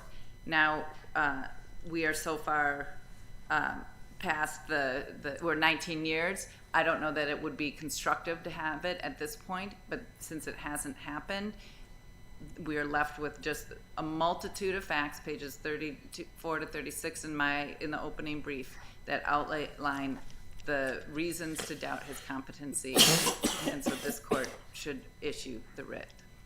Ms. Colbert, you were appointed counsel. You have our great thanks. You have to review this lengthy state court record, followed by a lengthy federal court record. And we very much appreciate your professionalism and hard work here, so thank you. Mr. O'Brien, we also appreciate your hard work here. The case will be taken under advisement. Thank you.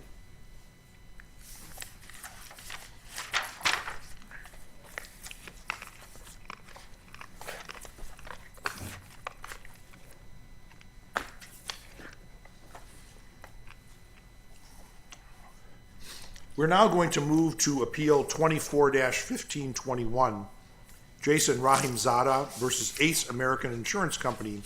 Mr. Sukum will begin with oral argument from you on behalf of the appellant. Good morning, Your Honors. May it please the court, my name is Alex Sukman on behalf of appellant Jason Rahimzadeh. Your Honor, we're here arguing to you that the district court committed manifest error when it enforced Ace Insurance's policies as written. because as written, it had an occupancy requirement.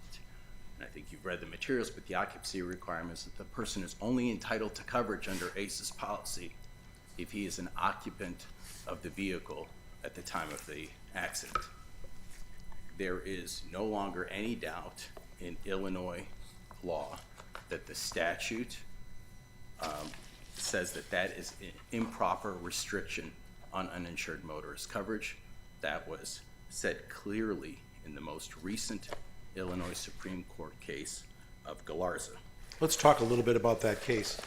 If that case was going to overrule Stark, wouldn't it have expressly said so versus distinguish it?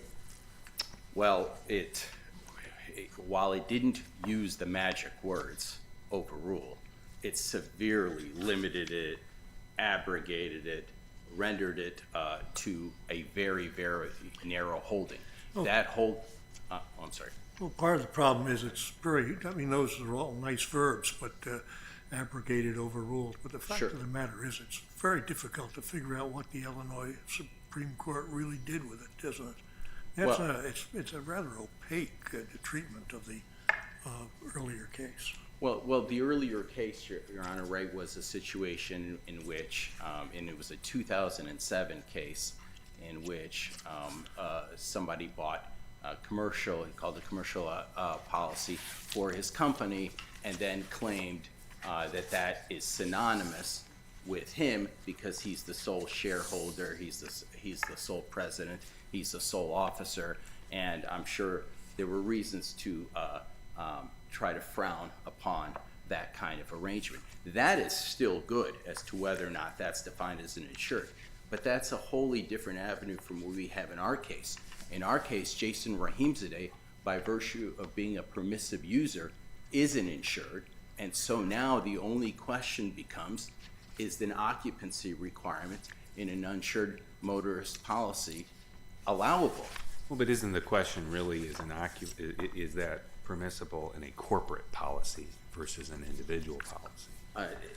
That's an excellent point, but neither the statute in Illinois, the insurance code 143A1 or 2, mention any difference between corporate or personal policies. Neither does Galarza, right? Galarza could have said, and Your Honor's brought up the point, well, it didn't expressly overrule, and that's fair. And I pointed out the area that it left in good law, which is how to define an insured.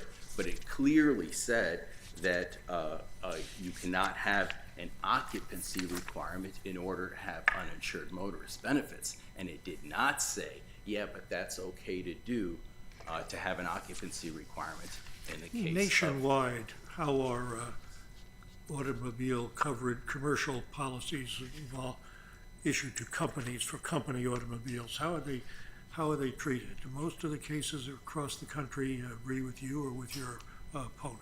But that's an excellent point. Actually, Your Honor, insurance laws differ from state to state. In some states, you have uninsured motorists. In some states, they have what they call PIP, which renders it back to whoever the tortfeasor was. May I suggest, sir, you stay near the microphone? We're So recording you, and later on, we're all going to want to listen to you again. I apologize, Your Honor. So it's state by state, and that's an interesting point you bring up, because one of ACE's arguments is, look, we didn't contemplate undertaking that kind of risk. Well, that doesn't matter. They have a 567-page policy, which was attached to the record with a bunch of endorsements, depending upon what state it is. So despite whatever they anticipate or not anticipate, they have to conform each policy by endorsement to the laws of the state. So this is a matter of state law Purely. in a quasi-regulated industry within the state of Illinois. Am I correct? It is purely state law. It matters only what the Illinois Insurance Code is and what Galarza Which says. is probably one of the reasons I believe you brought this case in state court. We did, Your Honor, and it was removed. Well, why don't, if there's any ambiguity in this matter, it certainly affects the people of the state tremendously. Why don't we certify this question and let the people, let the state Supreme Court decide the issue, decide what Illinois policies mean? Sure, that was our fallback position, although our primary position is we do believe you have enough evidence to predict what the Illinois Supreme Court case would do in this matter, which is the test, because they just did it a year ago.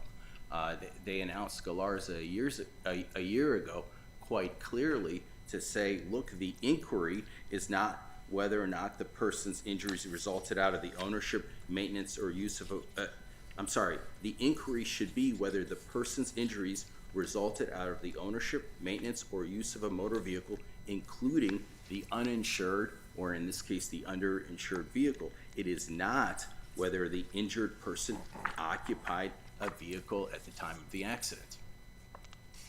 Mr. Zuckum, before we get too far, question of jurisdiction is covered in footnote 1 of the district court opinion. Here, there was some question about jurisdiction in a joint status report in the district court, document 17. This is from July 25th of 23. The two parties weigh in on jurisdiction, specifically this Ace Chubb issue. And that document, it's only 4 pages. It doesn't exactly say Chubb is a citizen with his principal place of business in Illinois, but the inference from the last sentence is, quote, if the court determined that Chubb needed to be joined, then it would not appear that this court has subject matter jurisdiction based upon the information known to date. Is that an admission that if Chubb is a party, it's an Illinois, from your perspective? Yeah, I mean, I suppose we took Ace/Chubb at face value when they said that they were not a citizen of Illinois and therefore there was diversity jurisdiction. If they are incorrect in that, then clearly there would not be diversity jurisdiction. But I wouldn't say we have all. I wouldn't say we have access to all of the ways that they have set up their corporate structure. Would you like to reserve the remainder of your time for rebuttal? Yes, Judge. Thank you, Mr. Sukum. Thank you. Mr. O'Neill, we'll move now to you for argument on behalf of the appellee.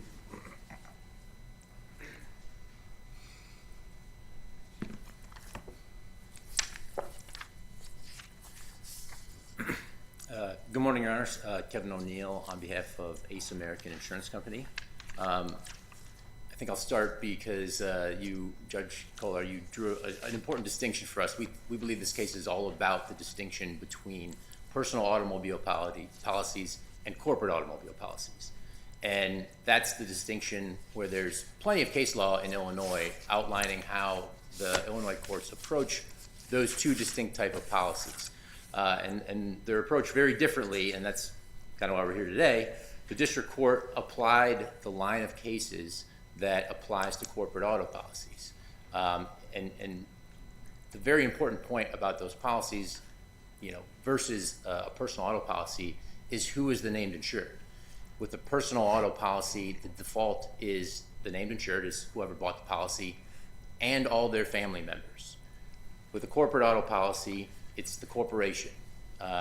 So with a personal auto policy, my opponent has been arguing that Galarza controls, but that case was concerning solely a personal auto policy. It was concerning a family member of the named insured. That's a class of insureds that simply doesn't exist under a corporate auto policy. Corporate auto policy is designed to protect the corporation. As the case law in Illinois states very clearly, that coverage does not extend to employees of the corporation in all circumstances. The circumstances in which it does extend to those employees is defined by the policy. Here, the court found no ambiguity about any of the policy terms that were applied to this case, specifically the UIM coverage. Those terms require that the plaintiff be occupying a covered auto at the time of the accident to avail himself of the UIM coverage in the corporate auto policy.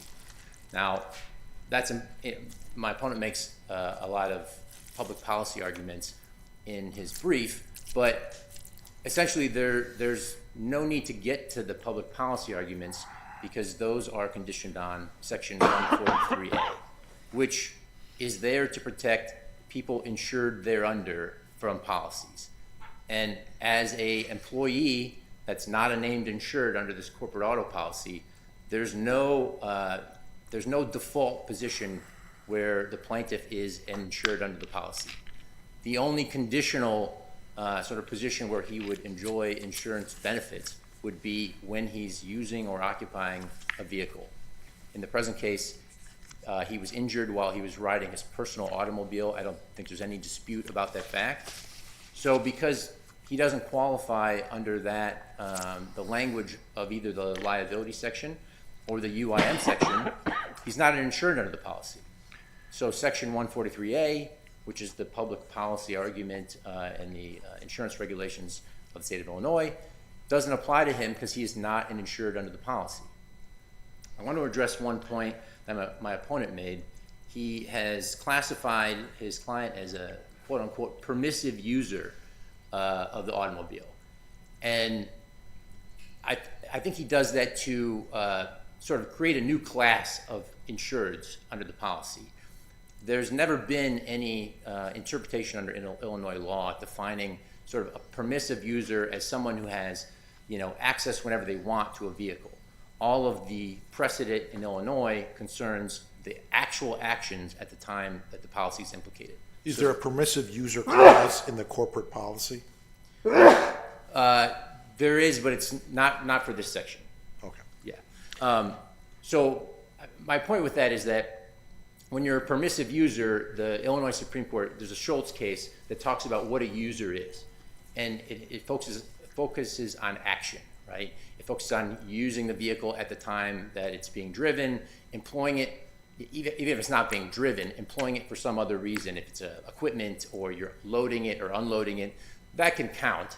But there is no permissive user sort of interpretation from Illinois courts that say someone who can use it if they want to, when it's sitting in their driveway, that doesn't create an additional class of insureds under this policy.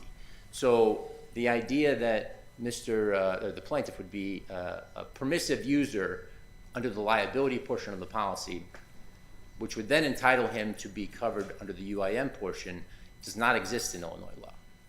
Now, the district court followed the line of cases interpreting corporate auto policies. The one we've relied on and the district court relied on most extensively is a case called Stark. And that sort of echoes a lot of things that I've said, but one of the most important things, especially for public policy concerns, is that absent contractual language to the contrary, the insurer does not contemplate undertaking a risk that is not contained in the policy. And my opponent would have us sort of ignore what's contained in the policy and just read Galarza as an all-encompassing prohibition on occupying language. Mr. Reynolds, the Galarza case, in the Galarza case, the Supreme Court of Illinois speaks about its prerogative to apply the public policy of the state, even in derogation of the plain language of the statute. It really carves out for itself kind of a special prerogative there to apply public policy to the state statutes. Certainly a prerogative we don't have, and I thought when I read the case, by implication, neither do the lower courts of the state. So can we really feel comfortable in thinking that the lower court decisions remain untouched by Galarza? I think we can. In terms of their interpretation of the corporate policies. I think we can. And the reason why is the corporate auto policies largely do not reach the public policy concerns. And the reason for that is the corporate auto policies are concerned with who is an insured. So I mentioned earlier that the insured here is the corporation. There's no other class of insured unless an individual is actively using a corporate auto, a covered auto under this policy. So the 143A, which outlines the code upon which the public policy is based in Illinois, only talks about protection for insureds thereunder. So if the plaintiff does not belong in any class of insured under the policy, then the public policy does not extend to him because he's not a member of that class. So to your point, the corporate auto policies that have interpreted this don't generally reach that issue because the issue is decided already in that the individuals who have sought coverage in those cases have not been determined to be an insured. because they're not occupying the vehicles when the accidents have occurred. Well, that's helpful, Mr. O'Neill, but may I ask a follow-up question, even assuming the force of that argument? What is your position on our just certifying this and making just asking the Illinois courts to nail this down, and so going forward, the industry knows where it stands? I think the industry knows where it stands right now. I think one of the things that the district court found is that Stark, the corporate auto policy, and Galarza, the personal auto policy, are not in conflict. There is harmony between them. You have a personal auto policy that says the family member of a named insured gets the broadest coverage possible. And if they're insured in that broad way in the liability section, then you cannot narrow that coverage by requiring an occupancy for the UIM coverage. And for that case, we're talking about a child, right, who doesn't probably have the ability to use the auto, but the point is public policy says, according to the Supreme Court, that he belongs to a class of people that should be protected, because as a named insured's family member, he's a member of that class and he enjoys the broadest protection possible. Well, we don't have that in the corporate auto sense, so in Stark, the appellate courts have said, well, these employees are not a member of any certain class that enjoy that broad protection that a family member would of an insured in a personal auto policy. So the cases are in harmony. They're just on different grounds, on different types of policies, and the public policy between them has reflected that. You don't reach that issue in the corporate sense, whereas it's very important for someone who purchases a policy to have their family members protected. That's really where the public policy comes into play, to give the broadest protection possible to someone who purchases their own policy. Here, we don't have that. Here, the corporation purchased the policy. It got what it paid for. It got what it contracted for, which is coverage for its employees when they're occupying the vehicles. Out of curiosity, why would you want to remove this case to federal court? It just seemed to me that the easiest thing to do would have been to litigate this in state court, get a definitive answer from the state courts, be done with it. But then I wouldn't have got to see you, Your Honor. No particular reason, just, when it sort of flags when there's ever diversity, and you just explore it as an option. I see. Do you want to address that jurisdictional point that I addressed with Mr. Sukum, the jurisdictional point? Yeah, so there were some, I think that sort of status report that we filed was kind of based on a little bit of a confusion. Chubb is a trade name. It's not a company, right? There is a Chubb custom company. There is a Chubb parent company, but Chubb does not issue any policies. Ace American Insurance Company is the company that issued the policy. It does not have a principal place of business here. It's not located here. It doesn't have a corporate headquarters here. There is no Chubb entity with a principal place of business or corporate headquarters in Illinois that would defeat diversity jurisdiction. So this statement, again, I'm reading from District Court Docket Entry 17, filed July 25th of 23. If the court determined that Chubb needed to be joined, then it would not appear that this court has subject matter jurisdiction based on the information known to date. You're unequivocally representing to the court that there's not a citizenship or principal place of business of Chubb in Illinois. You're just saying if the court would have found that, then there would not have been complete diversity. Right. Well, I'm saying both, right? That there is no Chubb entity with a principal place of business in Illinois or corporate headquarters here. The plaintiff had an opportunity to amend the complaint after the initial dismissal to add a Chubb entity if there was any one that they had a claim against, and they did not do that. Thank you, Mr. O'Neill. Thank you guys very much. Very good. Mr. Sukum, we'll go back to you now, and we're going to give you 3 minutes for rebuttal. My opponent points out the intent of uninsured motorists and policies in the context of what he calls personal liabilities of providing the broadest coverage possible, and it does, but that is all uninsured motorist policies. Significantly, there is absolutely no statutory carve-out for commercial policies in 2015 ILCS 143A or A1 or A2. There is no different standard for once you call something commercial or once you call it personal, no different than if it's a State Farm policy versus an Allstate. That is just not a distinction in the statute. When the Illinois Supreme Court had a chance to address that, not an appellate court, but an Illinois Supreme Court had a chance to address that, it also did not create any carve-out or distinction for that coverage. And in fact, the district court, in this case, plainly stated if Rahimzadeh were injured by an uninsured motorist while he was occupying the vehicle, then he would plainly be entitled to UIM coverage under this ACE policy. So it is all about the occupancy requirement. None of the occupancy requirement can remain after Galarza. Indeed, the argument made by ACE is that there's some sort of difference between named insured versus permissive versus allowable driver. The insured in this case is more of an insured than was the case in Galarza. You'll remember that the child in Galarza was only a family member under the part of the policy that said it was a non-owned auto.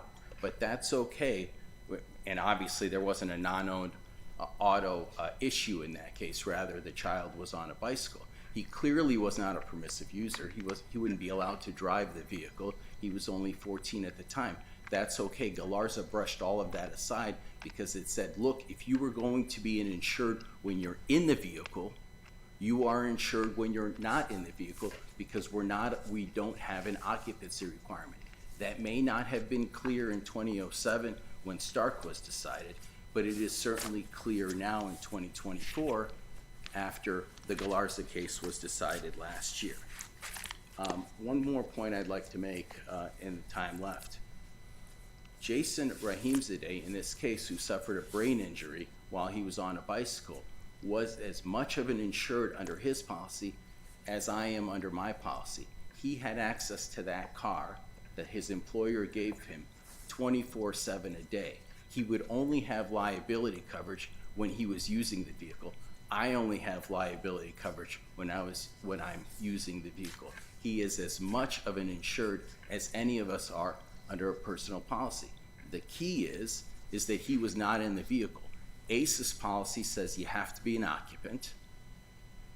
Galarza says there is no occupancy requirement. Such an occupancy requirement would violate public policy. I very much apologize for going over. Thank you very much, Mr. Sukum. Thank you very much, Mr. O'Neill. The case will be taken under advisement.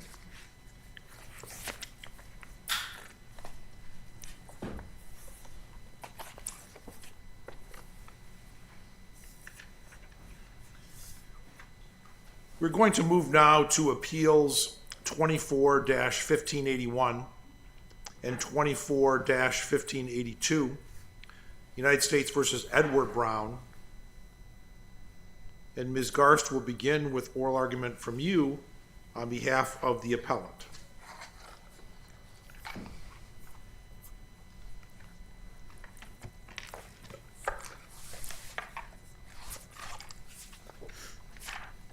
Thank you, Your Honors. May it please the court, my name is Hannah Garst.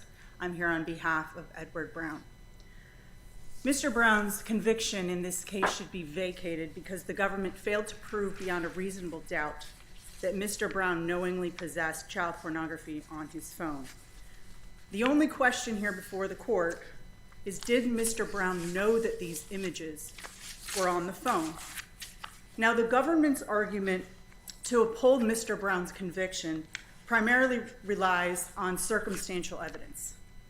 That circumstantial evidence provided no basis for the jury to reasonably infer knowledge that he knowingly possessed the images. Now, the evidence at trial demonstrated that Mr. Brown lacked any sort of access control over the images.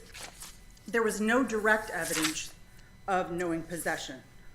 All of the witnesses, including 2 forensic experts, testified that there was no evidence that Mr. Brown had ever come into contact with these images. He never knew that the images were on the phone. He never knew about the auto caching function. There was no evidence that he could see or even access these images on a simple flip phone without some sort of forensic program. And no programs were found in his possession or on the phone. Now, the experts agreed that at some point someone had opened these images on the phone. But Mr. Brown wasn't the only owner of this phone. And the ownership is highly relevant to knowledge and knowing possession. The government has to prove that Mr. Brown himself knew that he possessed these images. We did not challenge the fact that these images were on the phone. We challenged knowledge. Now, the first owner had this phone starting in 2021. The forensic evidence showed that he or she connected to Bluetooth, used the phone for a year. Now, this first owner couldn't have been Mr. Brown because Mr. Brown was incarcerated on his prior case. So Mr. Brown obtains this phone in June 2022. At that point, he begins using the phone. Now, if the prior owner had opened these images on the phone, as the expert stated, the images would have been automatically cached. They would have automatically been copied. The images themselves were not on the phone. What was on the phone is a thumbnail. And the purpose of that is if you visit the image again, it allows you to pull up the website or the image quicker. So the actual images weren't there, but the thumbnail of them were. Both forensic experts testified that it was highly unusual that there was no data associated with these pictures. The government couldn't prove when these were accessed, when they were viewed, nothing. There was no information whatsoever along with these images. Now, it's interesting, so as this court knows, Mr. Brown, he's a prior sex offender. And his testimony was that when he got to the halfway house, it was at that point that he obtained his phone. Now, the government produced no evidence as to how he even received this phone. Did he receive it from the halfway house? We don't know. This was a phone, though, he wasn't supposed to have. Well, that is the narrative that the government presented, that he was not supposed to have this phone. Now, this phone initially, this was his original phone that he obtained at the halfway house. While at the halfway house, this phone broke, which was confirmed by the forensic evidence, the Cellbrite report, which showed that it stopped being in use as a phone around September 2022. So he stopped using it at that point. He, in his interview with Officer Kerner, stated at that point he then obtained a new phone. But while at the halfway house, he was allowed to keep the old phone. And he stated in his interview that he was using the old phone because he had music downloaded on it. So he's listening to music on this old flip phone. Now he then proceeds to go into supervised release. And in his interview, he repeatedly stated that he did not know that he could not keep this other phone. He was aware that he could only have one working phone, one phone that he was actually using as a cell phone. He was aware of that, and that's what he said in the interview. But he stated over and over, I didn't know I couldn't have the other device. When Officer Bice came during supervised release to his home, the phone was not hidden. It was on his bed. It was in the open. The government, they put forward this narrative that he hid the phone, that he hid this. But there's no evidence that he hid these images. The phone was out in the open. And in the interview itself, he stated over and over, I didn't know I couldn't have this other device. There was no term of supervised release that prohibited him from having this other phone. If it was a rule of probation, there was nothing that he signed stating that he knew that there was this rule that he could only have one device, not just one working phone. So we would contend that in and of itself, even the government's narrative, would not provide a basis for the jurors to conclude that he knowingly possessed images on a phone that had multiple owners. What about propensity evidence, though, in Federal Rule of Evidence 414. It's not tabula rasa that the case is being presented to the jury. They also know about this previous conviction. Correct, Your Honor, and we didn't contest. 414 does allow his prior conviction in. However, the propensity evidence, it allows the conviction to be taken into account, but it doesn't relieve the government of its burden. It is something that could support, but you still have to have some evidence of knowledge, and that's our position. And as the court is aware, the Seventh Circuit really hasn't dealt with this issue, but the other circuits who have really said that even when a defendant has exclusive possession, which we don't have in this case because he was not the only owner, but even when a defendant has exclusive possession of a computer or a device, evidence of storage of child pornography images in the hard drive of a computer without more is insufficient to sustain a conviction or sentence for knowing possession. Exclusive possession cases in which convictions have been upheld, the government has presented additional evidence of the defendant's knowledge and control of the actual images. The government did not present that here, and that I quoted from Moreland, which is in our brief. The government did not present that here. There was no evidence whatsoever of any access and control. And again, that was by two forensic experts, including the government agent who initially ran the Cellbrate and Axiom. Would you like to reserve the remainder of your time, Ms. Garst? I would, Your Honor. Thank you very much. Thank you. Ms. Boyle will now move to you for argument on behalf of the government.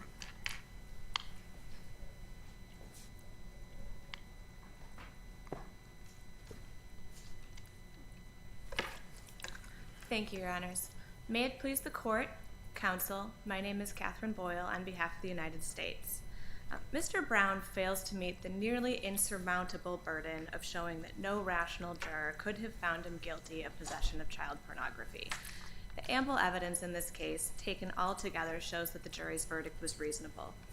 The issue here, as Ms. Garst points out, is did he knowingly possess the child pornography, and did he know that the materials depicted child pornography? The evidence at trial shows that he did. Mr. Brown was on supervised release for distribution and possession of child pornography offenses. He was required to disclose and register any phone that he had, and he was only supposed to have one phone, to probation during this time. Instead, Mr. Brown concealed the phone from probation over 4 months, and that phone had, conservatively speaking, 75 thumbnail images of child pornography on it. Ms. Boyle, it sounds like the images themselves could not be evaluated for purposes of when or if they had been accessed. Is that because any metadata is stripped off of the images? Might they have found themselves on that phone without the metadata as a result of how those were being circulated or filed shared? It's not entirely clear why there was no metadata with the images showing when they were last accessed. That is potentially for a few reasons. I think it was Special Agent Benishowitz who testified that cell phone extractions are sometimes imperfect. They, depending on the version of the data extraction software used, you might not get metadata for that reason. I don't think he didn't testify that was the only reason you might not have it, but that's certainly one reason. And I wanted to address, actually, in connection with that, a point made by defense counsel. She said both special agents testified that it was very unusual not to have timestamp data with these sorts of thumbnail images. And I believe Agent Benishowitz, with Homeland Security investigations, did say that that was unusual, but then went on to explain how it might have happened. But I don't believe Agent Benderitis said that, and he said occasionally you wouldn't see timestamp information with these images. So there's just as a factual point of clarification. So the number of 75 images, this is not a situation where you see 1 or 2 images in thumbnail images in a cache on a phone. This is 75 images. This shows that these images were not accessed by mistake or accident. This is deliberate. There's also apparently this particular phone on which the images were located was not internet capable. Is that correct? I believe the phone was no longer in service. It was not internet capable, and it was also not on network following September 2022, but it was capable of receiving images from Bluetooth and other mediums, which is, we think, the explanation for why on November 27th, 2022, you see the same phone when it was only in Mr. Brown's possession, accessing file names with images that are potentially suggestive of child pornography. Does the record reflect whether or not Mr. Brown had Wi-Fi? The record doesn't reflect whether he had Wi-Fi, Your Honor. We know that there is a record, there are names of files on the phone. They're not the name, those files did not apparently contain the pictures that are the basis of the conviction, am I right? That's correct, Your Honor. We do know they were images, which is also interesting in light of Mr. Brown's Do we allegation know that. when they were placed on the phone, that notation? So we know that they were either viewed or downloaded on November 27th, 2022 in the morning, and we know that we're not sure if they were just downloaded or if they were viewed at that point as well, but we know that's when there was action on the phone in connection And with these he files. had possession of the phone on that date? He did, and there's no argument that anybody else had possession of the phone. He lived alone. He was the only one who had it. So you're asking the jury to infer from the fact he downloaded two fairly obvious child pornography files that he's probably the guy who also downloaded the pictures. Is that your train of thought? We're not asking the jury to infer that based on that alone, but we think under the totality of the evidence, that is a piece that the jury could consider. It's relevant and probative. Yes, he's still continuing to pursue viewing child pornography images. He has a phone that happens to have 75 images of child pornography in the cache. We think that those pieces fit together. So over this time period, over this 4 months, Mr. Brown has the phone. He doesn't disclose it to probation, and this is despite explicit instructions from probation, as probation officer Bice testified, saying that you're only supposed to have one phone. Mr. Brown was aware of this. Mr. Brown actually admitted he knew he was only supposed to have one phone during his interview with law enforcement. You're supposed to register that phone with probation. You're also supposed to tell probation if you switch phones. You're supposed to tell them how you disposed of the old phone. So this was really hammered during Mr. Brown's conversations with probation. You know, you are supposed to have one phone device. Tellingly, Mr. Brown knew that any phone he reported to probation would be subject to regular searches. So that is, we think, another reason this phone was not reported. Courts have held over time that this type of concealment is evidence of guilt. And even after the phone was discovered, Mr. Brown continued to lie because he feared what might be found on it. He made various contradictory statements saying that the phone was inoperable even though it was charging at his bedside and on. He said the screen was broken and it wasn't, and probation officer Bice, just showing the phone's operability, said it even rang when he was trying to transfer it to an evidence locker at the probation office in Urbana. But these 75 thumbnail images are not the only evidence of guilt. We talked about the files accessed in November 2022 earlier. That disproves the claim that Mr. Brown was only using the phone for listening to music. These are image files that he was accessing with suggestive titles. And the fact that those files are not on the phone either is in line with what we're seeing here. Mr. Brown apparently either views child pornography and deletes it or views it and does not save it. This is in line with his self-characterization as being computer savvy, and that he said himself that he would hide child pornography if it were found on his phone. It's also interesting during his interview, Mr. Brown speculates that if any images are there, they must be in the shadow memory, which is exactly where they were found. Other statements during the law enforcement interview also supported the jury's guilty verdict. He made the contradictory assertions regarding his possession of the phone and its functionality. He said that he made statements about his own proclivities, his interest in petite women. The law enforcement officer asks him if he's interested in younger women, and he doesn't say no. He just says that's not a safe word because he's worried that he will again get in trouble for his possession of child pornography. And the jury heard that interview? The jury heard that portion of the interview, yes, Your Honor. He also discusses, they heard a portion of the interview discussing how younger females were always attracted to him. He specifically mentions a neighbor girl in a little skirt. He acknowledged fantasies about petite women.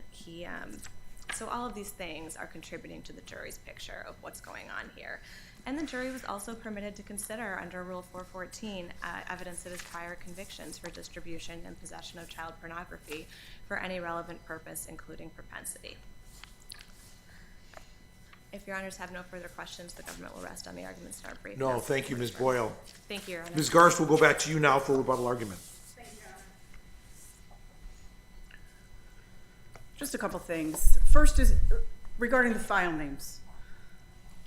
The forensic experts testified there were no images whatsoever connected to any of those file names. According to the government's own theory, if images had been accessed, it would be in the cache. There was nothing, no pictures, nothing whatsoever associated with these file names. And these file names were embedded with a bunch of music files. So the mere fact that they're a file that could be something, we don't know. There's no evidence that it was ever accessed. And again, this is the FBI's own Cellbrite extraction. And as far as correcting the record, the two forensic experts that I was referring to is Benesiewicz and Bokel. The agent was not, he was not an expert. As for the interview, I think that it's interesting to read it in full and understanding that the government has picked and has chosen where they want Mr. Brown to say yes, okay, right? The quotations that they are giving to Mr. Brown do not accurately reflect his responses, and so I just asked the court to review those. As far as shadow memory, Mr. Brown, and shadow memory is not a term of art. It's not something that was used by the experts. It's his own explanation as to where this could be. This was after hours of trying to figure out how could there be 75 images on a phone. I never saw them. I have no idea how they would be there. Well, maybe they're in a shadow memory. That in and of itself does not prove that Mr. Brown is this computer savvy. And many of the things that he spoke with, may I finish? Many of the things that he talked about as far as petite women, those were all precipitated by the agent who was interviewing him, not by Mr. Brown himself. Thank you, Ms. Your Honors. Garst. Thank you, and Ms. Boyle. Case taken under advisement.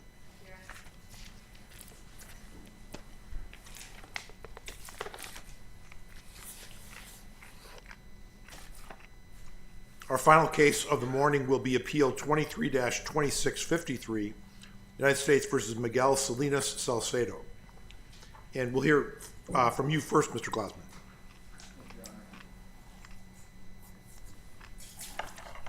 May it please the court, Dean Glassman on behalf of Miguel Salinas Salcedo. I'd like to apologize to this court briefly. When I was preparing for the argument, I was looking over my brief and appendix, and I inadvertently attached the change of plea transcript instead of the sentencing hearing transcript.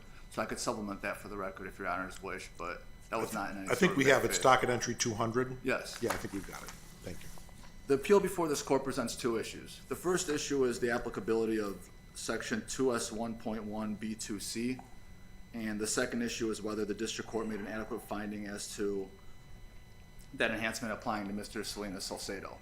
For purposes of this oral argument, I'm just going to focus on the first issue, if that's right with this court. If your honors have any questions about the second issue, I'm happy to answer them.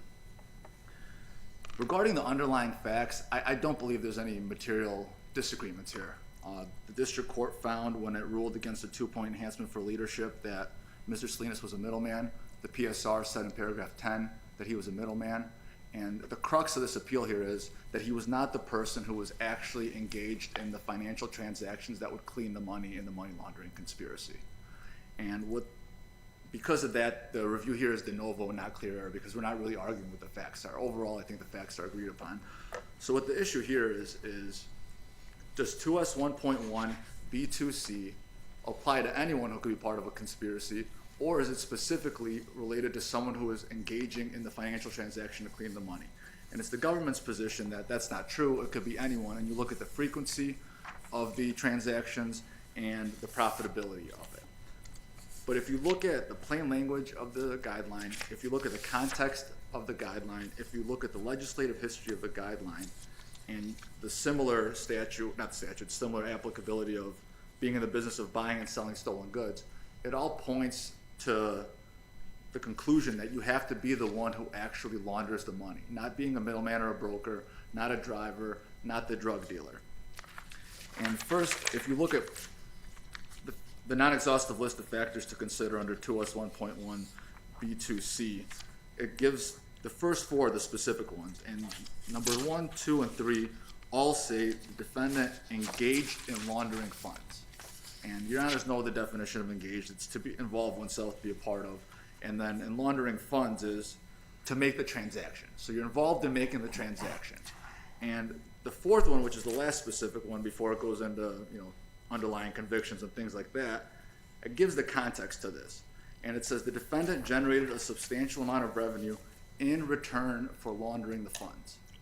And here it's undisputed that Mr. Salinas did not launder the funds.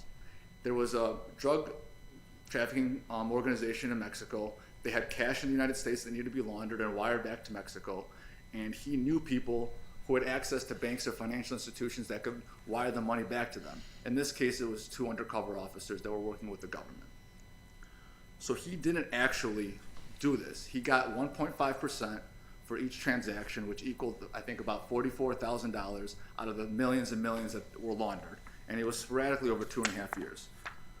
But the main point here is if we look at the legislative history, and this directs what we could do. Unfortunately, in this case, we don't have any guidance from case law. At least I couldn't find any, and I'm sure if the government could have found some that was against my position or in favor of theirs, they would have cited ours.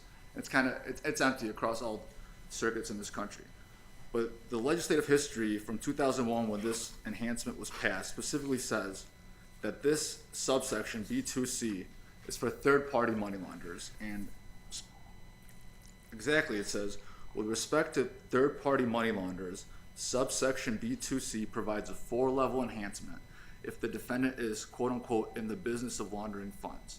The commission determined that, similar to a professional, quote-unquote, fence, see section 2B1.1 B4B, defendants who routinely engage in laundering funds on behalf of others and who gain financially from engaging in such transactions warrant substantial punishment. So it cross-references this other guideline that talks about being in the business of something, and it's the only one in the whole guideline book that talks about it.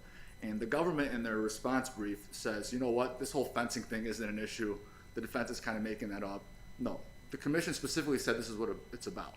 And in the context of buying and selling stolen goods, to be a fence, and this talks about in United States versus Notor and other cases, to be a fence, you receive or you buy stolen goods, and then you sell them as if they're not stolen goods, that they're legitimate goods. That was what makes you the fence. You take something illegal and make it seem like it's not illegal to some kind of purchaser. In order for that analogy to be equal in a money laundering aspect, the fence is the person who launders it because they receive the illicit funds, they wire them or put them into their business and cut a check or whatever they do, and then they give someone what they purport to be clean money. That's the fence. It's the person who does the specific financial transaction. And in this case, Mr. Salinas never did that. He never touched the money. He got paid a portion of what happened or what was transmitted, but that's it. Could he have been prosecuted as an aider and abettor? He could. I mean, he was charged in a conspiracy. He pled guilty to conspiracy. But then that brings up a bigger issue because if anyone is convicted of a conspiracy under this idea that you could be held liable for any of the other enhancements, everyone in a conspiracy would get every enhancement the leader gets. So, for example, in a drug trafficking conspiracy, if you have a leader who has his minions on the street selling drugs for him, and he also has a right-hand man who has no authority over those people but kind of helps him, he would get the leader organizer enhancement too. Why is that? I mean, there are major players in conspiracy and minor players in conspiracies, people who are close to the core of the operation, people who aren't, but they're all in the conspiracy. The district court, at least here, made the judgment that your client was pretty close to the core. I mean, he made things happen. Well, he connected people, but he didn't aid and abet the actual transaction anyway. He didn't tell them how to do it or where to do it. He had no authority to say how much money was going to be transmitted, in what way, how it would be sent back, any of that. He got information from one side and passed it along to the other side, and when the other side had information, he passed it to the other side. For that, he got 1.5%. That's not aiding and abetting anything. That's brokering something. That's being a middleman, and that's exactly what he is. He didn't help the financial transaction in any way. He's not an employee of the bank or of the person who's transmitting the money. And if we get this broad view of everyone who's in a conspiracy that could be liable for it, then where does that stop? It's way too broad. For example, if you have a drug dealer who recruits an Uber driver, let's say, and says, hey, I need you to drive my drug money to this laundromat, and they're going to give you a check back of clean money to give it to me, and he does it for him over a course of 2 years for, let's say, 1%, is that driver then in the business of laundering funds? No, we can't say that. He's a driver. Mr. Salinas, he's a broker. And going back to this issue of offense that the commission specifically said this is akin to, he's not the fence. In this case, the UCs would have been the fence because they're the ones taking the illegal money, the illicit funds, the drug money, and wiring it to Mexico. They're fencing the money. He's not doing that. This isn't what it's for. And that's even why in the legislative history, the commission said this is for third-party money launderers. The direct money launderers are punishable under subsection B2A and B2B, where they get either +1 or +2. The +4 is reserved for the third-party money launderers, and we can't say Mr. Salinas that because he actually didn't do it. Would you like to reserve the remainder of your time for rebuttal? Yes. Very good. Thank you, Mr. Glassman. Mr. Morissette, we'll move now to you for oral argument on behalf of the government.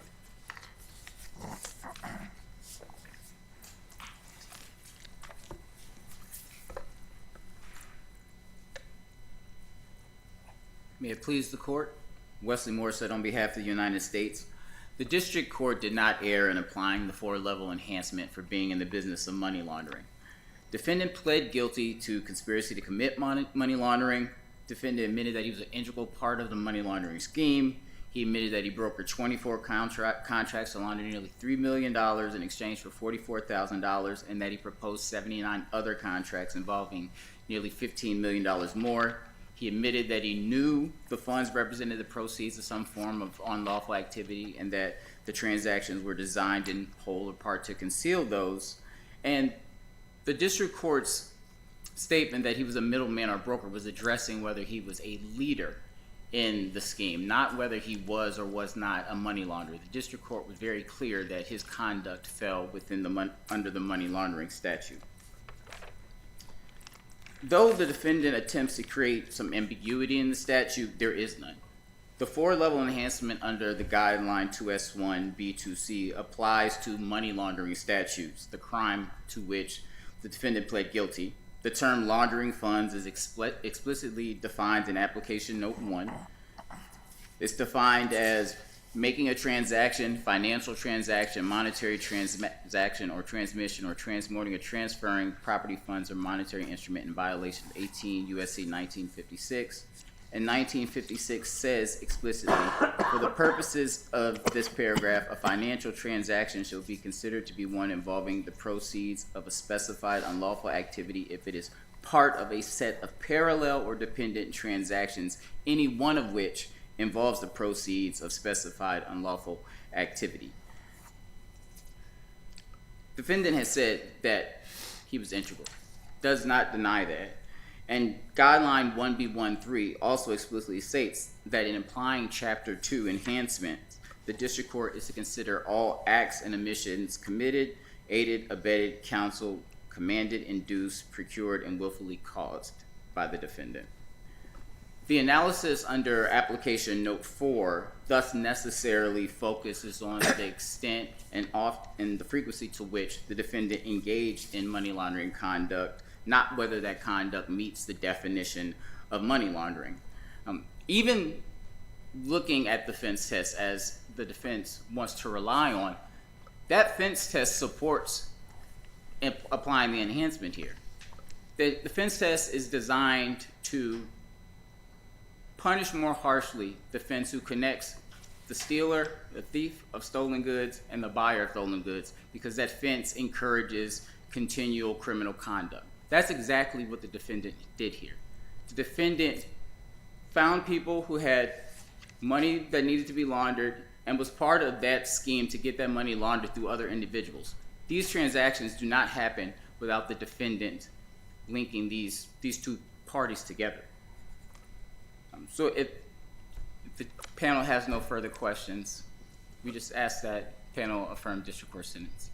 Thank you very much, Mr. Morissette. Mr. Glassman will move now back to you for rebuttal argument.